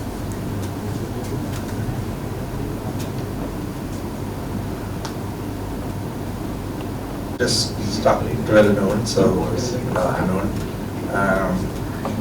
I think Professor Karunatilaka, Professor Veera Singh, Dr. Ruiz, Hanifa, everybody thanked 1990 for being there, but actually 1990 has to thank SLMA. 1990 was set up many years ago in 2015. I was instrumental in that at the beginning. It was I and Professor Asita De Silva who took this idea to Dr. Harsha De Silva and said we need to set up an ambulance service in this country because we lack that. And obviously without Dr. Harsha De Silva, many people accuse him for singing that song a lot in politics, but without him it would have never happened. Obviously with him we approached the Indian government for support, and they gave us the funding, which no strings attached, none whatsoever, though there were many accusations. A very senior advisor to the then Prime Minister asked me when I was talking this, when you set up a free ambulance service, all those private ambulance services which are there charging, people would have to shut down. And my answer was to him is that if a private free charging ambulance service cannot compete with a free ambulance service, then they should shut down because they don't deserve to be there. But suicide year 1990 obviously came. We learned a lot. We had a lot of help from the medical community. Dr. Srilal was one of the strengths. I and Dr. Srilal, now Sohan and Dr. Srilal, we never knew each other. He volunteered to come and help us. And obviously we latched on to him like a leech. And we grew, we learned. The most important thing we did was we brought in a lot of technology into the service. And through technology, we achieved a lot of efficiencies. We were managing at that time, even now, average 8 to 14 minutes response. So in that process, we decided that we will never triage a call when a call lands on us. We would respond because response time was critical. And triaging will spend minutes trying to ascertain whether an ambulance should be dispatched or not. And in most instances, the patient party who would call would not be capable or knowledgeable enough to explain what that illness is. And that worked well. We would have wasted about 10% of ambulance dispatches, but that was fine. And pre-COVID, at that time, we were getting about 5,000 calls. We were averaging about 800 to 1,000 dispatches a day. And then COVID happened. The initial stage, we managed. That was the 2020 during the curfew. There wasn't serious number of cases. But when the Delta wave hit, is when everything went haywire. Just one mistake that Dr. Sajid said, we were answering calls within the first 10 minutes. I mean, we've always been proud of that. But it took more than 1.5 hours, sometimes even 2 to 3 hours for us to dispatch an ambulance because the load that came was too much. That was also whilst people would still get heart attacks, people would still meet in accidents, people would still, fall unconscious. So we had to also reserve a certain amount of ambulances to respond to the usual normal emergencies that came. And we were discussing that we would need, in fact, even with Dr. Srilal, we were discussing that we would need to start triaging because otherwise it would be impossible. Because most of the cases that we responded to, we found did not need hospitalization. And it's when Professor Karunatilaka came into the picture, right? He contacted us actually. And then we went with this project with 247, joining hands with SLMA. I think that is an amazing collaboration. An amazing collaboration that I think somebody should do a PhD thesis on. Because I'm not sure whether anything like this has happened anywhere else in the world. Technology, telecommunication companies coming forward, the media, the the ambulance service, the SLMA, and it was all volunteers, doctors who volunteered. So going from that, I mean, now with the current economic crisis, one of the thing that we decided is that we will even find diesel from the devil, and we will make sure that our service is always afloat. And we did. I mean, we found it. I mean, Sohan as much must be having nightless, sleepless nights, worrying about diesel now. We have got the help of the army. During the period of General Shavendra Silva, he helped me. We have got support from the Indian government, from IOC, from CPC. Everybody has helped, but we had serious challenges in finding diesel. But we never ever stopped sending an ambulance saying we do not have diesel. Our case load went from about 1,000 cases to 1,600 to 1,700 a day, because people were finding alternate transport was not available. And we were again struggling, because at that point sometimes the response times were bad, and we were actually talking, and I think there was a few discussions with Professor Karnathilaka also whether we could again go into triaging using this service. Because in a situation like that, triaging becomes important, because you don't then miss those important serious cases, and you can, so two things, you can save money, or you can save those precious food diesel, or otherwise also make sure that we don't lose a life because we send an ambulance to a non-emergency situation. I mean, Sohan, correct me if I'm wrong, we run something like 30,000 kilometers with ambulances daily. We use about 2,500 liters of diesel daily. That's the current situation that we need. So it's a lot. So other than during the 3 days, 8th of July, 9th of July and 10th of July, when the government completely stopped the fuel distribution in the country to prevent people from coming to Colombo, when we had to actually put a few of our ambulances out of service because we just had no way to find diesel, we have always made sure that the ambulances are there. So, but most of all, what we learned from our relationship with 247, it was also a rocky road, I would say, but that was fine. Dr. V.J.C. Pereira, with all his experience and knowledge, came in to save that relationship. I think we should take this forward, because as we saw, we had a COVID pandemic, so I don't think, hopefully, that never there be a pandemic of that nature again, maybe in our lifetime.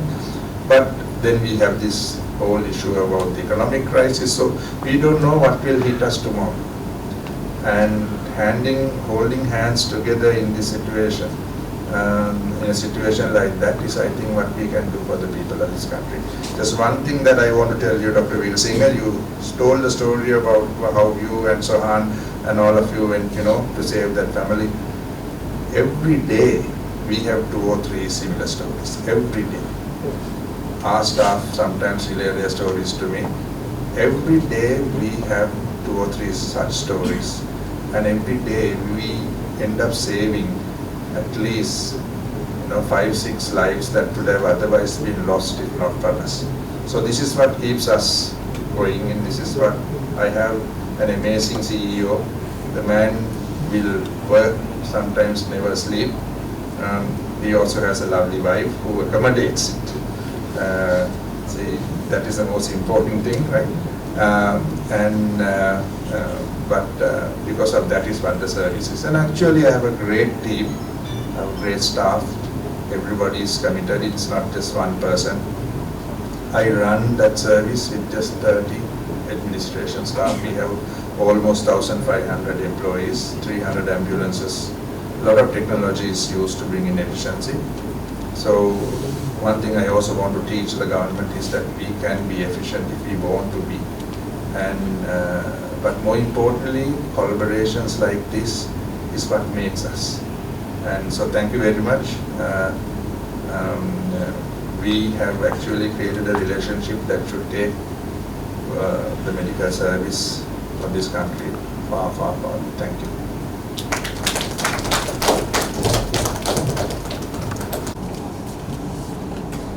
So I will represent the committee.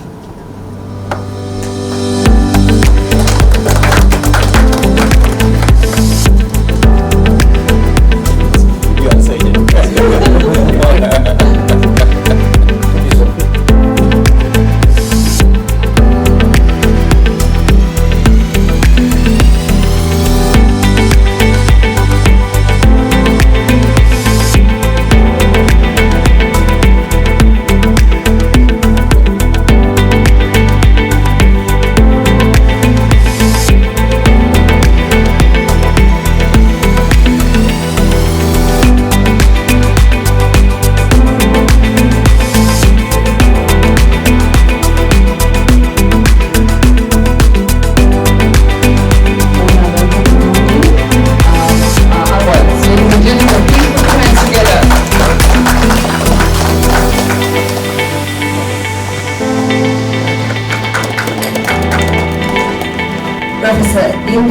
Professor Lanka